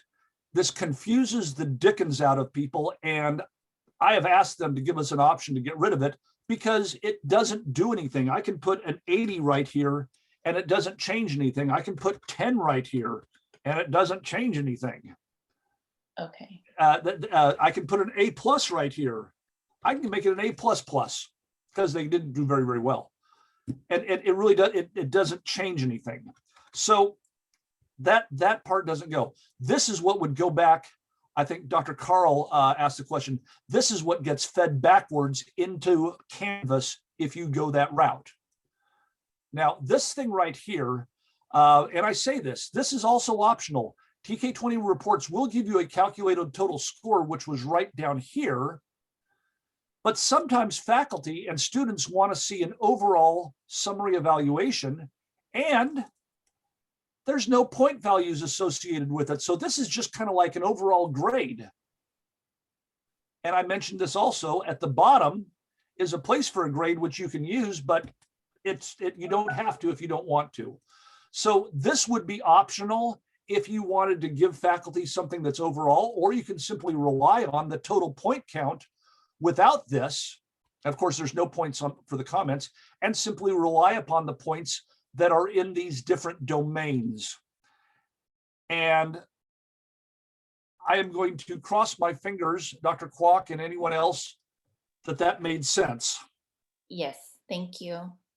And You're one absolutely. other question, for the domains, in that example, we're giving numerical values. We would be able to like program a space for comments under each domain? Yes, and actually you can make it to where there's a comment for each domain, or you can have a comment next to each element if you'd like to. How about that? Okay. Yeah, and you should know, Dr. Kwok, Maria and I have already created a sample portfolio, not in course-based assignments, but in the other portfolio that you'll see later. And we built out a sample for you all to take a look at. But in the end, every program will decide what framework, what competencies, how the form will look, how you want feedback to be embedded.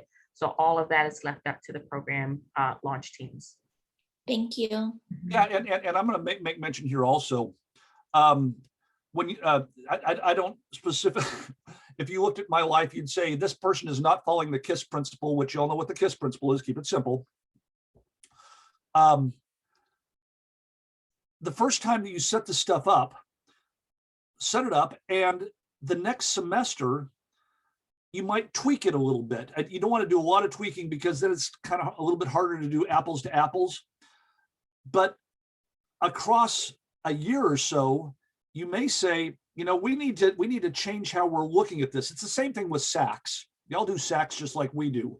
And SACS doesn't want you to stand still. They want you to constantly be reevaluating things and making changes. So you could have a lesson plan rubric that you use for a year or 2 years, and then the team comes back together and says, we like what we've got, but let's do something a little bit different. Let's add this piece to it, or make the student turn in something else with it.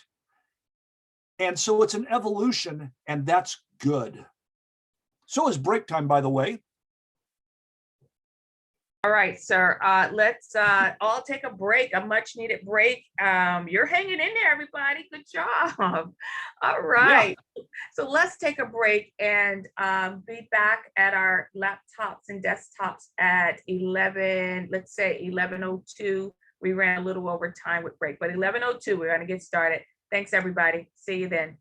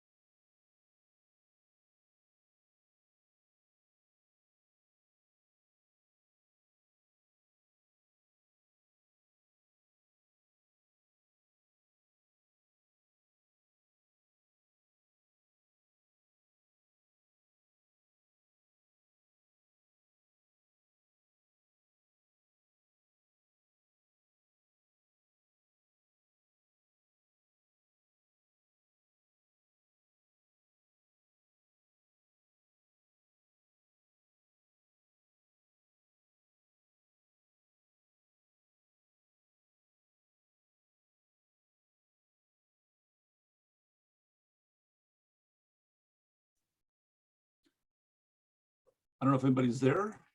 Whoops. I don't know if anybody's there, but I'm back. Quick break for me. If you've got questions, you can absolutely unmute and ask until we get to that 11:02 mark.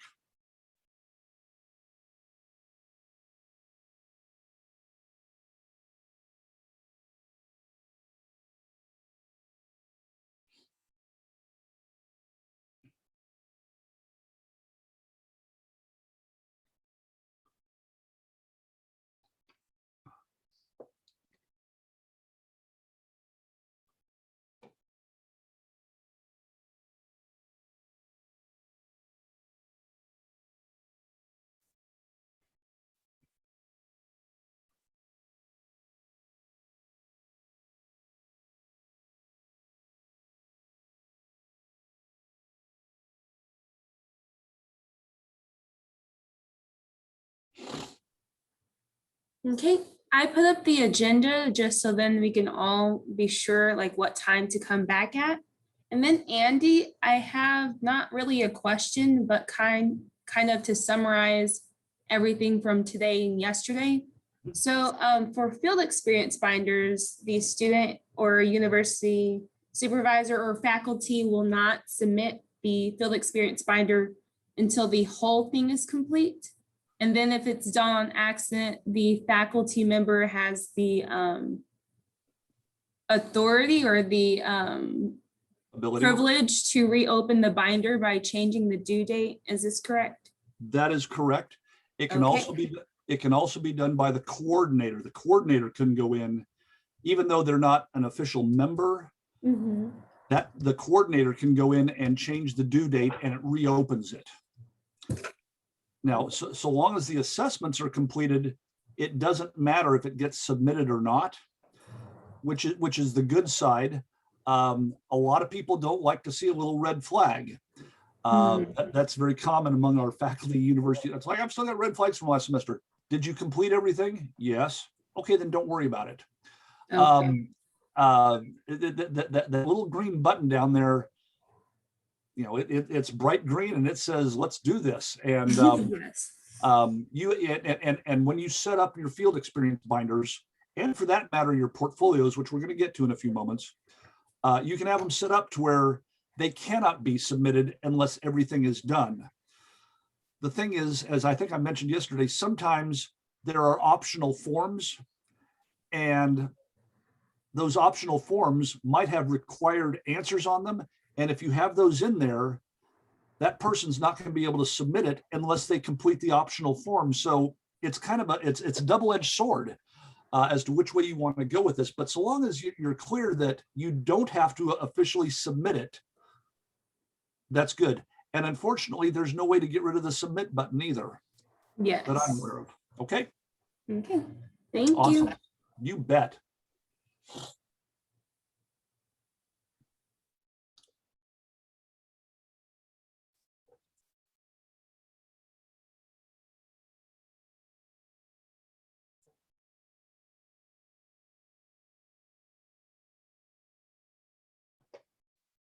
I'm gonna give everybody 2 more minutes, Andy and Maria, okay?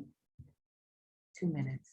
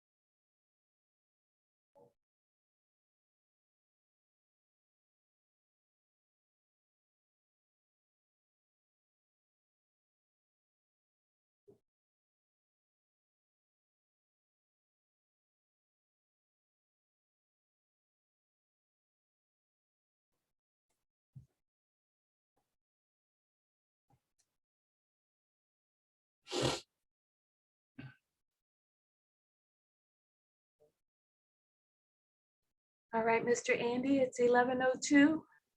I want to welcome everybody back from your little break. It was our last break of the morning. We're ready to get going. If you take a look at today's agenda, our next topic is on the layout of a portfolio, including the coordinator view. We're going to then move on to talk about the student view of a portfolio, the faculty view. We'll then move into how to run reports for course-based assignments and portfolios. And then we will just have a quick sort of Q&A before we call it a day at noon. All right, Mr. Andy, I want to turn it over to you, sir. All righty. Okay. So let's do that. Let's take a look at portfolios. And the best way to look at a portfolio as to how it's set up, very similar to the field experience binder, is to look at it from the coordinator point of view. This is like the administrator that has some control over it. They sometimes can touch things, sometimes they can't. It depends upon how you've got it set up. But this will give you a really good idea of what it looks like. And if you were with us yesterday, it may seem like deja vu because it's going to look a whole lot in my demonstration. It's going to look a whole lot like how the field experience binder is set up. Okay, so let me share my screen. Let's see. I need to get out of this. Let me get out of that. Close. Yes, that's fine. And I'm going to get out of my demo faculty all the way. And I'm going to log in with my U-Test coordinator 0000.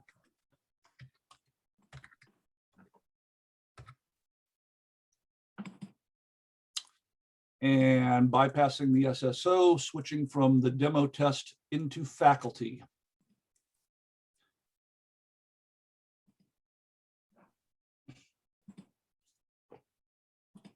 Now, to look at from the setup, even though it's already been set up, I'm going to come down here to where it says portfolios. And I've got a list of portfolios that are shown right here. I'm going to go ahead and take a look at my U one here because that's me. If you're logged in, you can choose yours.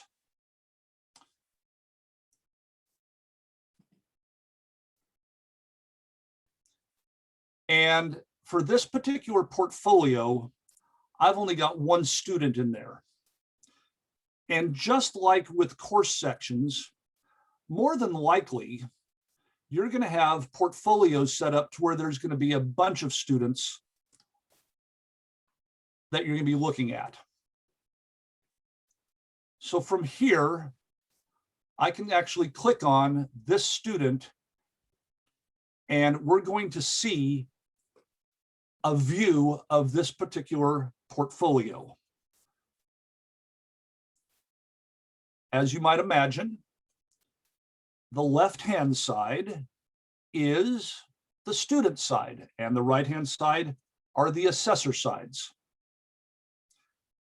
For this particular portfolio, I've got the same faculty member, it's actually this person right here, set up to be the assessor for Clinical 1, as well as Clinical 2, as well as Clinical 3, as well as Clinical 4.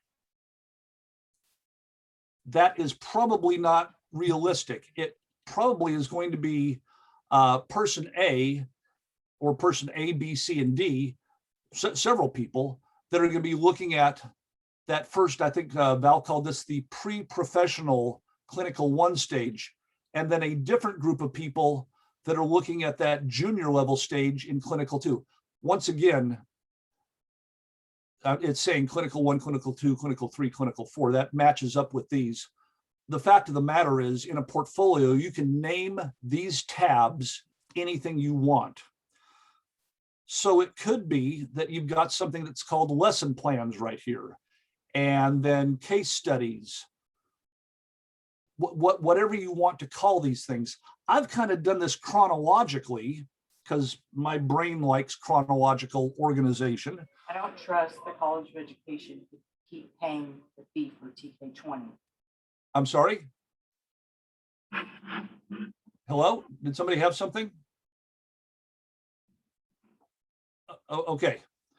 That's how I set this up. You can name these tabs anything that you want to, and you can put student tasks, slots, places for students to drop things as they so choose.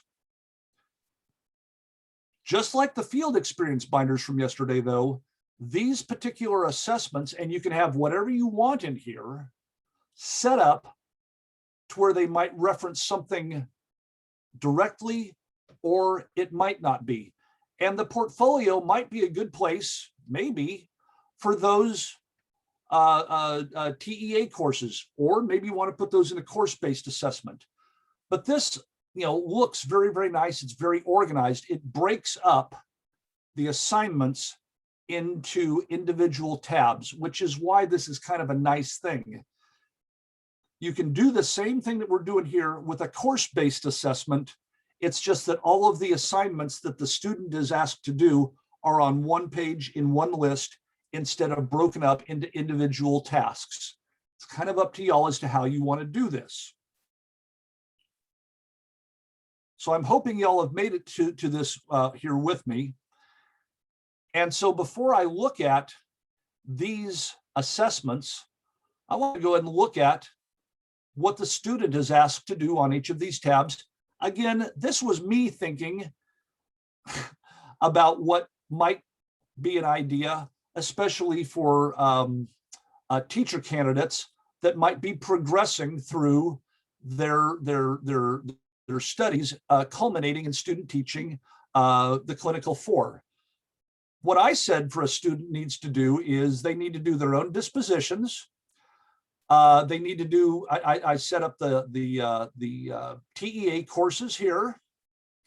I want to go ahead and get their final time log capture. We saw a little bit of that yesterday, but something that captures how much time they've spent out in the field. And then I stuck this kind of generic thing on here. The student is asked to upload something that they did during Clinical 1 that has to do with a particular topic. That's just me kind of dreaming. So there it is. I thought for Clinical 2, now that they're juniors, we might want to see their self-assessment of dispositions again, see their time log, and then maybe a lesson plan.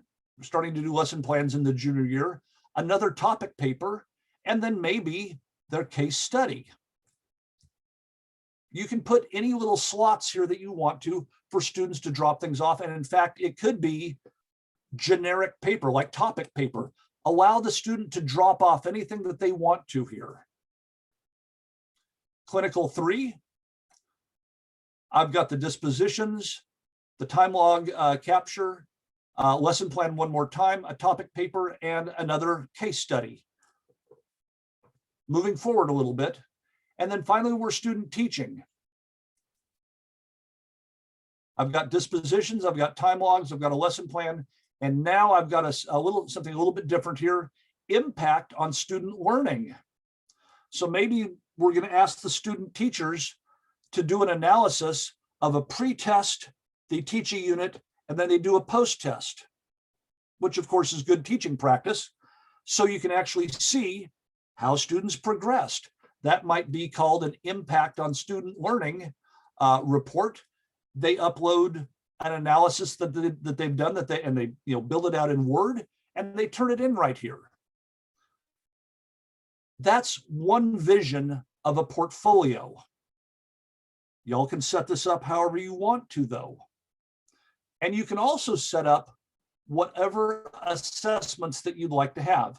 This lesson plan assessment right here is going to be identical to the other lesson plan assessment that you just saw. Dispositions assessment's a little bit longer. Any of these things can be set up, and none of these are specifically tied to anything going on in any of these. So if a faculty member can see one of these assessments, they can assess it at any time.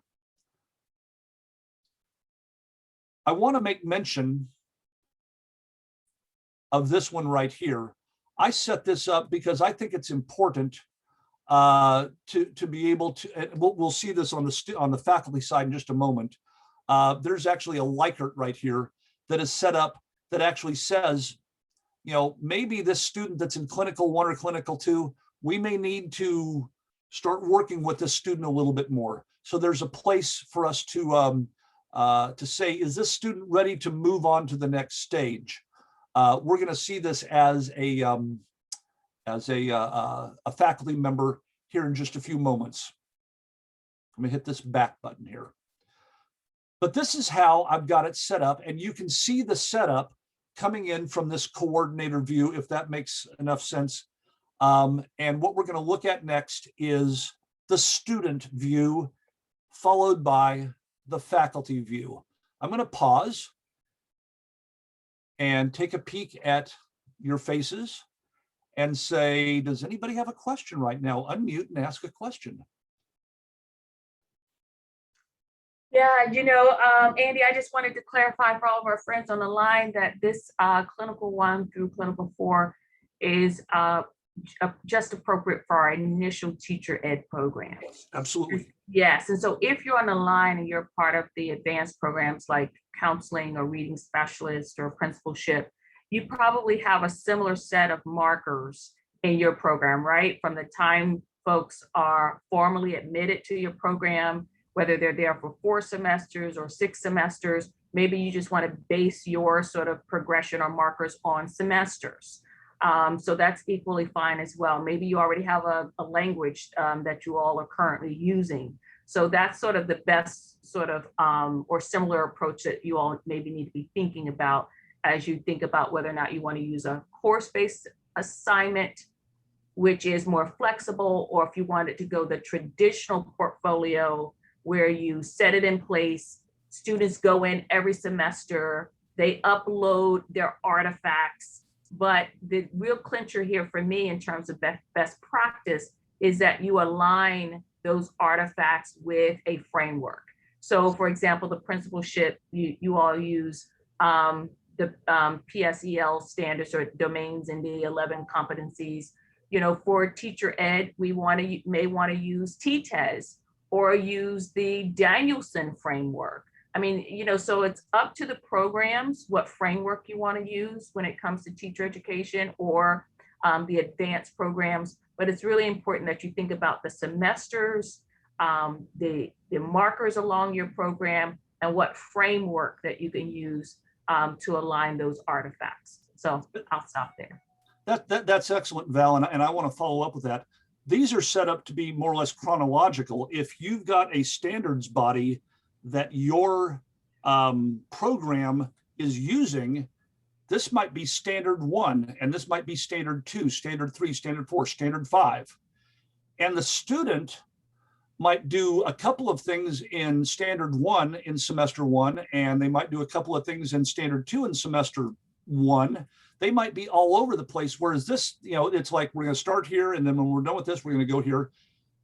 You can align, you could set up the portfolio by standards or by topics, if you will, and the student might be filling in different pieces of this thing throughout the course of work that this portfolio envelops. So there's different ways of doing this, and if you can imagine it, it can probably be set up that way. That's a good point, because I think we've developed, Maria and I, a sample for the teacher ed program that is based on chronology, but it embeds the framework. But you could also flip it and have it sort of set up based on the framework, and that's another way to go too. So that's interesting. Thank you for that. You betcha. Okay. So we've looked at it here. This is how it's set up. We're going to go look at this from the student point of view. So I'm going to log out of my coordinator account and log back in as a student. So I'm student 0000 Aggies.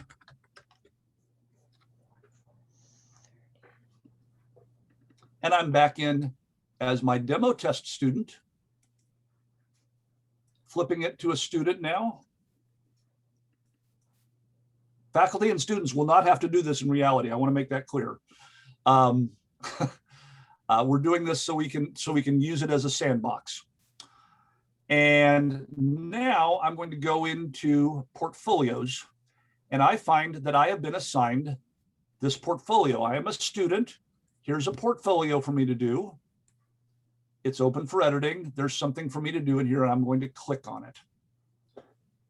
And what you see now is basically the left-hand side of the screen that we saw earlier. This is very similar to the way a field experience binder is set up from a student standpoint. It'll also be very similar from the faculty standpoint. Here are my clinical 1, 2, 3, 4. So if I'm in my first semester and I want to upload my digital literacy, I can click on this button right here. And I can choose my certificate, which is this stupid generic submission again. I gave some instructions here. That's very easy to set up to tell students what to do. This one has an asterisk, it's required. This one does not. I'm gonna choose add.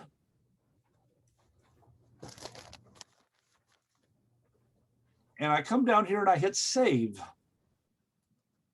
So I've saved this. And I don't know if you saw that. Let me hit save one more time. Look up here and look what it says in green. As soon as I save, changes are visible to your assessors. So as soon as I save that the first time, a faculty member can say, aha, they've done that. And they could sign off on it on the assessment side, which was that right side that we saw earlier. I also want to go ahead and upload my topic paper. I've come up with an excellent topic paper that I did in my pre-professional stage. Okay, let me upload it right here. It's gonna be the same thing, no surprise there.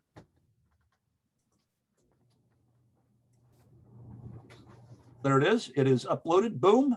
I choose add and save. And there it is. This thing can be looked at now, and it's sitting in there in whatever organization we've got as a part of that portfolio.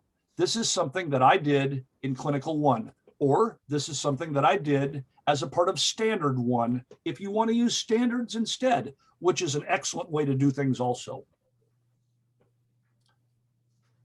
Now, in theory, since this is set up chronologically, I would do all of this first before moving to this, but there's nothing that stops the student from coming over here to Clinical 2 and doing their dispositions right here. That doesn't make a lot of sense, but all of this stuff is sitting here for them right now that they can upload whatever they want. And there's a spot right here if they want to upload something extra. So this is where we can actually put something that's not specified, and it's a part of my portfolio.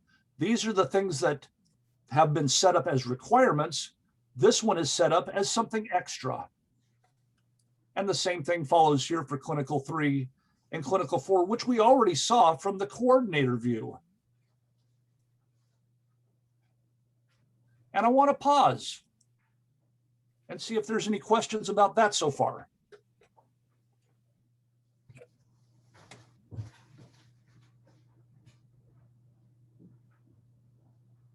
I guess that's good news, right?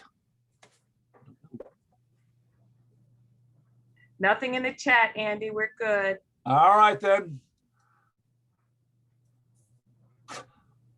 A head full, Captain. We got it. All right. I do have one thing that I've been wondering. Yes. If we set up a portfolio, would it be possible to embed field experience binders into the 4 tabs of the portfolio? The short answer is no. Those are 2 separate modules in Tk20 for right now. Now, Dr. Moore, what program do you teach in? Ag, food and natural resources. Okay, so I want to be a teacher, right? Yep. Okay. The field experience binder for what y'all would be using is more than likely going to be semester by semester by semester by semester. So there'd be a student teaching one, and maybe maybe one back in the senior year, maybe one back in the junior year. It's hard to say. You don't have to have field experiences for everything. You definitely want them for that clinical piece, absolutely. But those are separate pieces, and the reason I was asking was if you were in a program, a professional program, where we might have a field experience binder that spans, let's say, 3 semesters, you could actually put those same pieces into the field experience binder that are in a portfolio, and it would work the same way. The big difference is with a field experience binder, outside people like mentors at campuses have access to it. Does that make sense? Yeah, I'm just trying to streamline the process for students. So instead of having to do a portfolio that spans all pre-professional through professional, Mhm. and having to do stuff in clinical 1, clinical 2, clinical 3, clinical 4 tabs in a portfolio, and then do a field experience binder in early field experience and do a field experience binder in clinical student teaching. Is there a way that we could put the field experience binder in clinical 2 of a portfolio, so everything is in one place for every student? I don't know how to do that. Okay. I have never seen it done. Now, could TK20, the programmers, come up with a way of actually melding those two things to where you've got the big portfolio and then there's a field experience binder inside of each one? Could they come up with a way to do that? Maybe so. I think that's great thinking outside the box. In the current out in the current out of the box without modifications, it is not possible. I'm not aware of that. In the current environment, I'm trying to mix buckets. Oh, I love the innovation, Lori. Yeah, but those two buckets, no, those two buckets Yeah. don't mix. They don't mix, but here's the deal. What I'm thinking with Lori is that, field experiences really is like that last phase, clinical 4, right?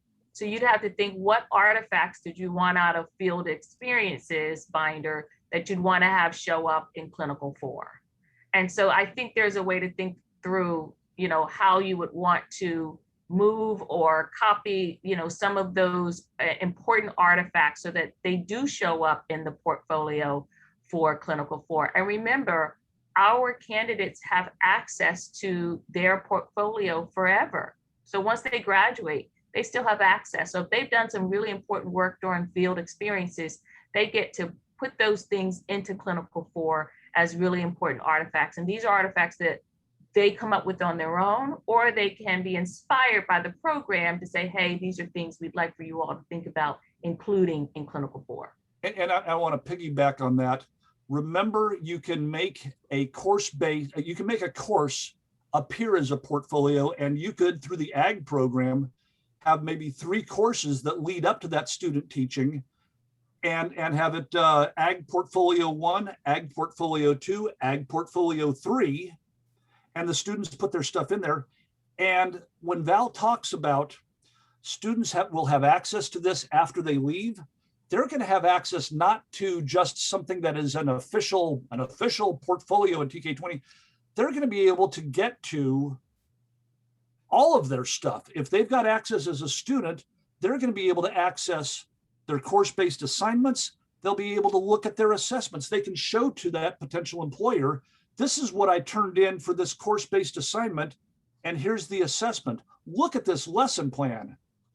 It impressed my faculty member, or here is the field experience assessment that was done for me on my 3rd visit by my university supervisor.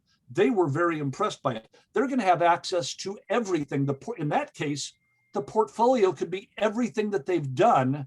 It's just, where do you go find it within TK20? I hope that makes sense. Mm-hmm. Hey, Dr. Moore, one of the things that I have been doing is kind of keeping a running list of potential asks of TK20. And my hope is that we can create a list of things that we would like to see in TK20 and then kind of negotiate with them to see if any of that is even doable. Good idea. We are currently in the queue with their engineers to see if an automated response piece can be added. And we haven't yet heard from them, but your suggestion is a very good question. So I'm going to add that to my list. And then with Val, we will discuss maybe the priorities and ask TK20 to incorporate these things, or can these things be done? And if they can be done, if there's an extra cost or whatever, Sure. that could be negotiated at that point in time. But don't stop dreaming, any of you. Keep your ideas flowing, and we will have we'll have the ability at all times to go to them and ask them to maybe create something for us. It just may be a long process, but I'm willing to take anything to the table for them. Also, if it's a good enough idea, they'll roll it out for everybody. Every single institution will, you're going to get updates in TK20 roughly once a year, a big update. Sometimes it's little stuff, sometimes it's big stuff. But like the time logs from, we talked about this yesterday, those didn't exist 5 years ago. But people were asking for a way to do that. So they came up with a way to do that.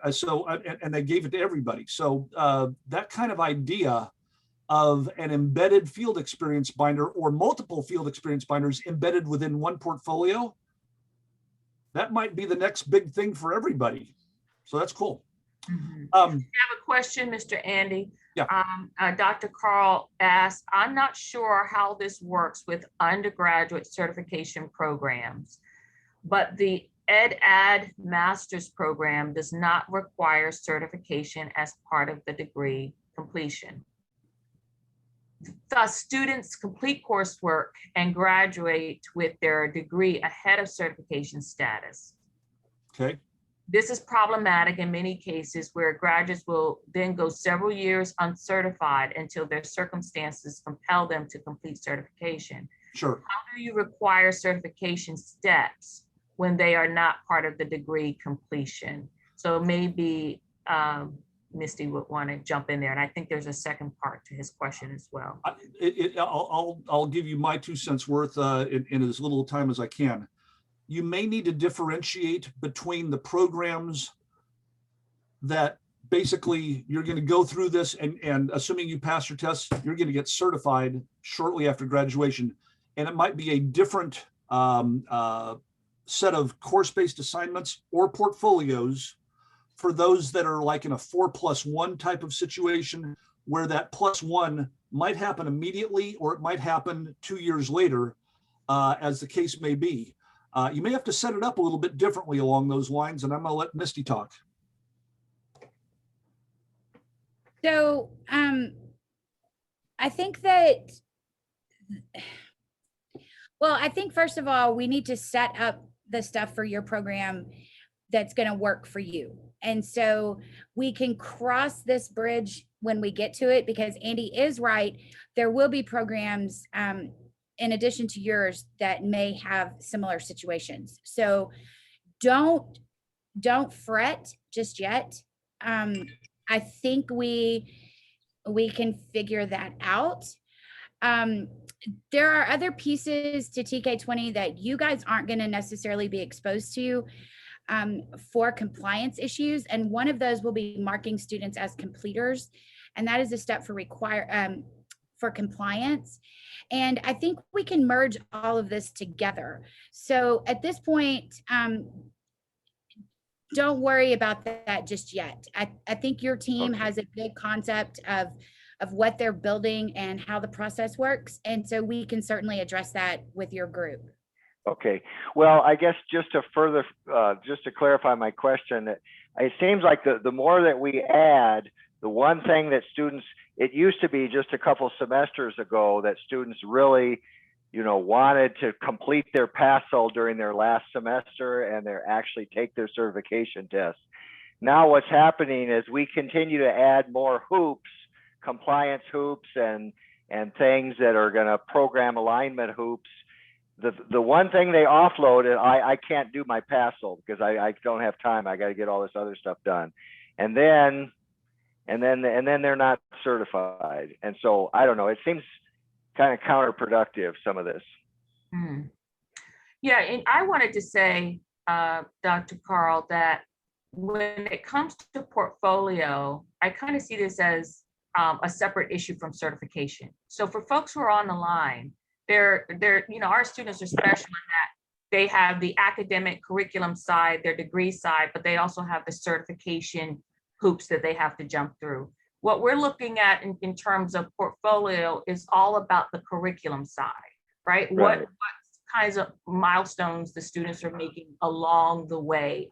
And so is it related to certification? Not really, not in my mind as a faculty member. There are other parts of the system where, like as Misty said, we have to make sure they've gone through trainings.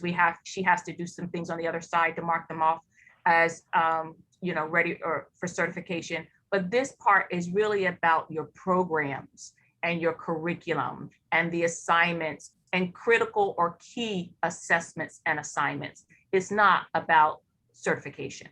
Right. Okay. Okay. We've got just not a few minutes. We've got several minutes before we're done. And we need to take a look at portfolios from the faculty standpoint. It's going to be very similar to what you've seen before. And I'd like to go there now with you. So I am going to log out of my student. Whoops, not like that. Let's try it again. There we go. Sign out, log out, sign out. And now I'm going to come in as my U faculty member. U test faculty 0000.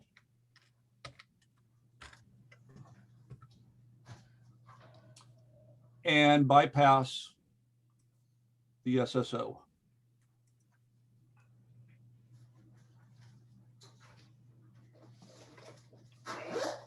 What I'm going to do now is once again go to portfolios.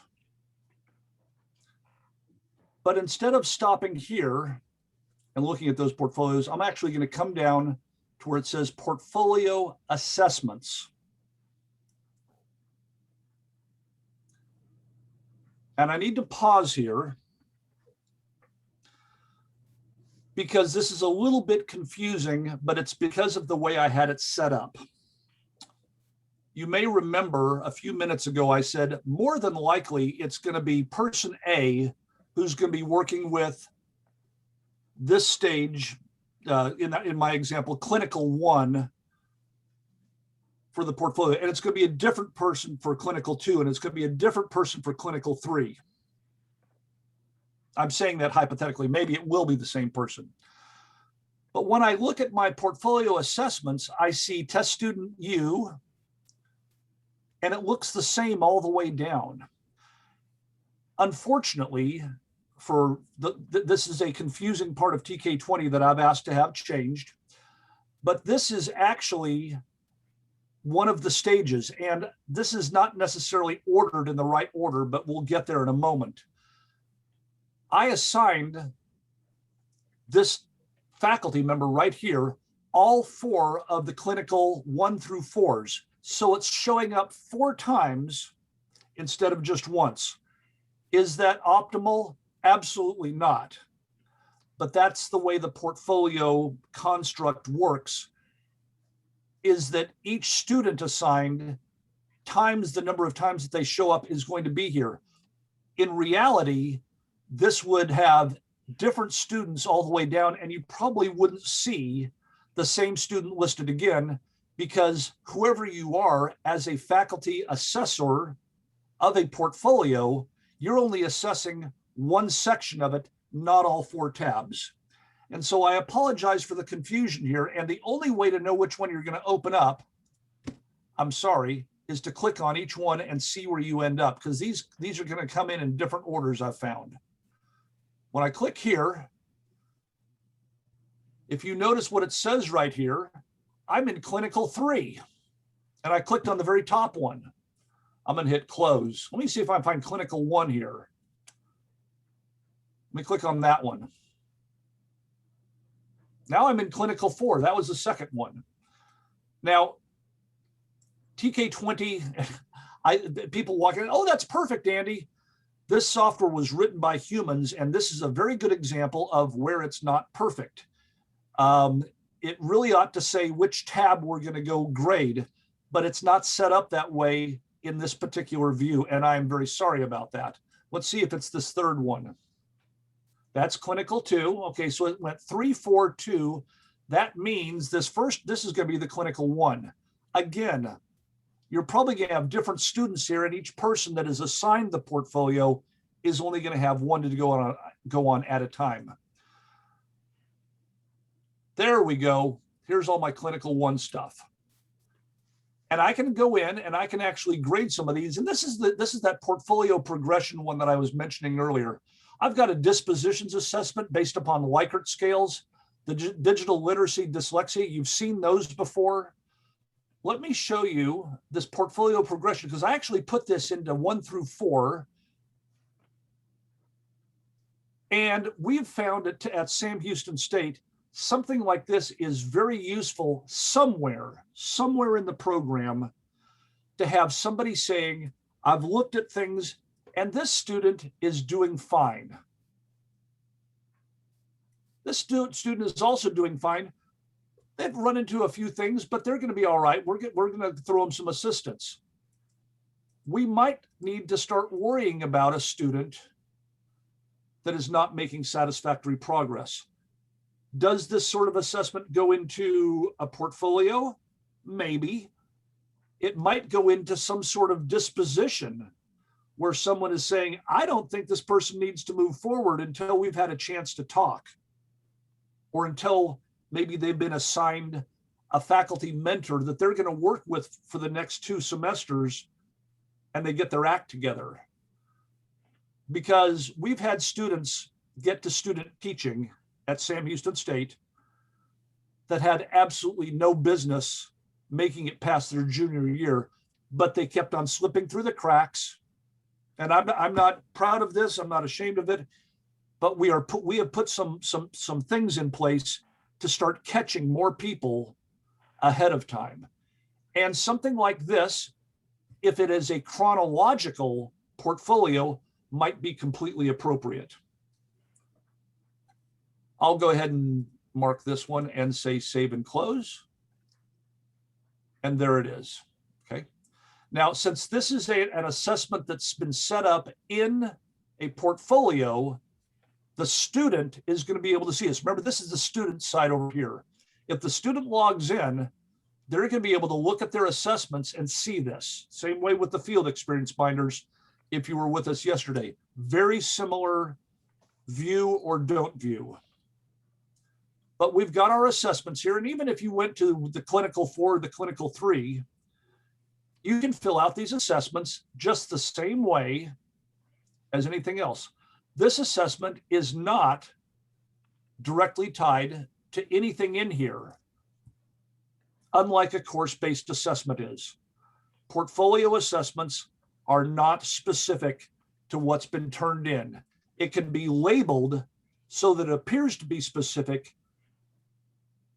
but the student may not have even turned in, what is this, dyslexia. If the student hasn't turned in dyslexia in a course-based assessment, it can't be scored. Here, the student hasn't turned in that. There's nothing, oh, yeah, they've turned in digital literacy. They haven't turned in dyslexia yet, but I could score this right now if I wanted to. That's a big difference between portfolios and course-based assignments. And that would be a good time to pause. Since we have seen an overview, we've seen the student side, now we're looking at the faculty side. How's everybody doing? Mind blown, right?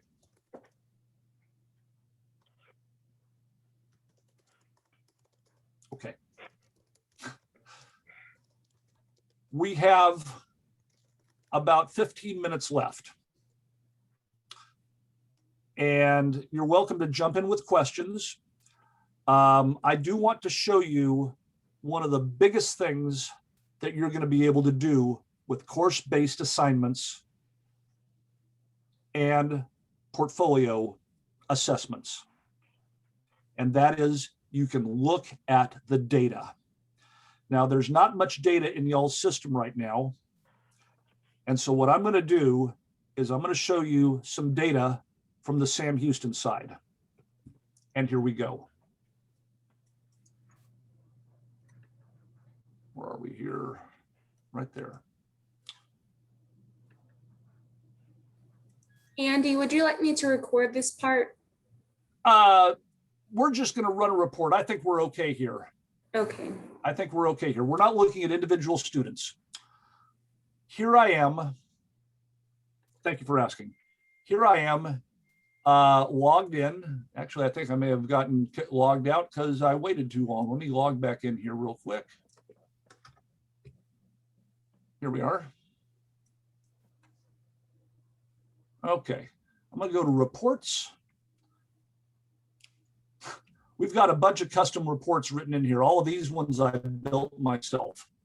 And I want to look at lesson plan. I'm going to search for that.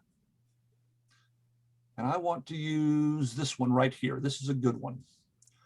We have methods courses for our elementary students where they have to do a math methods, that's this 3334, science methods, social studies methods, and this 3385 is what we call specials, which is what everybody in the campuses are now calling either health or PE or music or art or something like that. And I'm going to go over here to apply filters. I don't need to stop there. And this is a report that Misty or Maria or anybody can build. You can build these yourselves based upon an existing form. We have a lesson plan form that is very similar to the lesson plan rubric that I demonstrated for you. In fact, I stole a lot of it from there. And this one only has one instance, so I'm going to go ahead and choose that.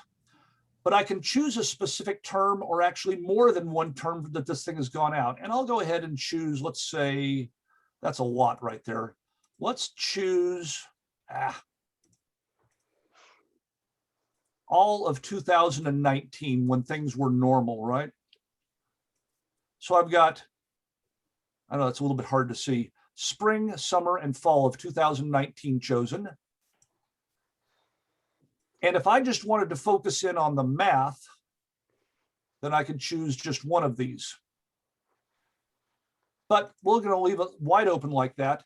And I'm now going to generate this report. And this is one of the most powerful things that Tk20 is going to give to you all that you're not going to get. I shouldn't say that.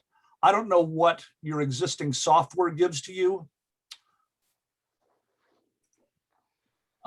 in terms of data that you can use for program improvement, for curriculum changes, this sort of thing. But when you can run something and look at, remember we saw that establishing the lesson framework. Blue is unacceptable. Black is acceptable. Target, not applicable. We've got the biggest problem down here in rationale, don't we? We can see that right there. You can drill down into these reports by actually clicking on these numbers and looking at the individual people. I'm not going to do that right now. This is a 30,000 foot view analytic display of a rubric that has been assessed over 700 times in 1 year. Here's supportive learning environments. Everybody's doing pretty good here. We got a lot of people in the target, some people that are doing okay, and these are all about the same size. Okay. Instructional strategies. I told y'all I stole this. This is the same thing that y'all had. We can see how well people are doing from a 30,000 foot view. Where do we need to make changes in our program so that we get more green and less blue? This kind of, to me, this kind of reporting is extraordinarily powerful because it can be used for program improvement. You can use it for SACs. Here's the evidence right here. Turn this thing into a PDF and say, here's last year, here's this year. Do you see the progress? I do see the progress. This is the type of reporting that you're going to be able to get out of TK20. And I want to pause and ask you all if you all have questions, because any assessment tool, field experience assessment tools, portfolio assessment tools, course-based assignment assessment tools, you're going to be able to get that kind of data. And you can run the reports yourselves, and they're not hard. Because the last 10 minutes, I believe, Val, isn't that correct? We're going to discuss a few things. What do you think of course-based assignments? Would that work for you? Would portfolios work for you? Mhm. I'm just thinking about my colleagues. They're probably thinking, oh, we have a lot to talk about. We have to get our team faculty members together and have conversations. So we're going to provide some guidance and next steps on how to do that for sure. All right, Misty, anything we're forgetting? I don't think so. As always, send us any of your questions or concerns. We're learning this right along with you. So the things we don't think of that you do are very helpful. And we look forward to working with you individually. One quick thing though, we have dropped a survey in the chat box. If you all would please complete that for us before you log out today. It is very helpful to us as far as knowing what we've provided and what you liked and what you didn't like. All right. And that's going to go out in an email also, just in case. Yeah. It sure will. It sure will. Absolutely. So thank you, Maria, for bringing up our last sort of closing remarks and reminders. Please complete the survey. Go ahead and get it done now. It's in the chat. We'll also follow up with an email. Tomorrow is our last boot camp day, everybody. We're getting there. All right. So we will do boot camp tomorrow, same time, same place. Make sure you're here. And as your homework, first thing I want you to start thinking about who's your program launch team, right? So who are those folks? You need to be thinking about someone who touches field placement, your program leaders, and also folks who are intimately involved in applications. So you need a minimum of 3. You can have as many as you want, but folks who have their hands in those buckets. At the same time, once you have immediately formed that team, you need to start having those conversations around those buckets, right? We've given you some prompts to think about, but also be sure to schedule your initial meeting with Misty and Maria through the doodle poll. Now that's going out on Friday and that's tomorrow. So look out for that. So go ahead and get your launch team together. You're going to sign up for the doodle poll as a team, not as individuals, but as a team. And those meetings again will occur between June 1st and June 18th. So we're going to get together, the program launch team and the college launch team, and you're going to really sort of flush out what your needs are. But before you come to us, you're going to have a worksheet to work on. So this worksheet really sort of identifies the 3 buckets. It has those prompts that we've sort of shared over the last couple of days. And we're sending those prompts for you. Those are sort of guiding questions to really get at what you need for your for the organization of your 3 buckets. Now, the planning sheet is going out in a follow-up email today, as well as the survey and a reminder for tomorrow's last day of boot camp. So pay attention to that follow-up email and start on your homework. Get your team together so you can start working right away on that planning sheet. So thanks, everybody. Maria, any final comments? One quick announcement. I have been sending out these spreadsheets for the first 20 people that registered. So I'll be sending it out again today after today's meeting.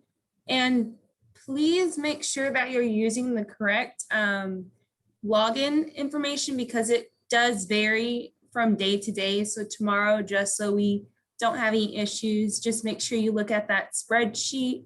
I can send your login credentials again through the direct messaging option through the chat if you guys would like that as well. But just make sure you view that spreadsheet, please. Beautiful. All right. Miss Misty, any last comments? No, thank you all. And Maria and I look forward to getting to know you and your program much, much better over the next few weeks. Very good. Andy, my friend, you drove the bus. You got us there. We're still in the valley, so be patient with us. This is a lot to learn. And friends, we're in this together, and we'll see you all tomorrow. Be well.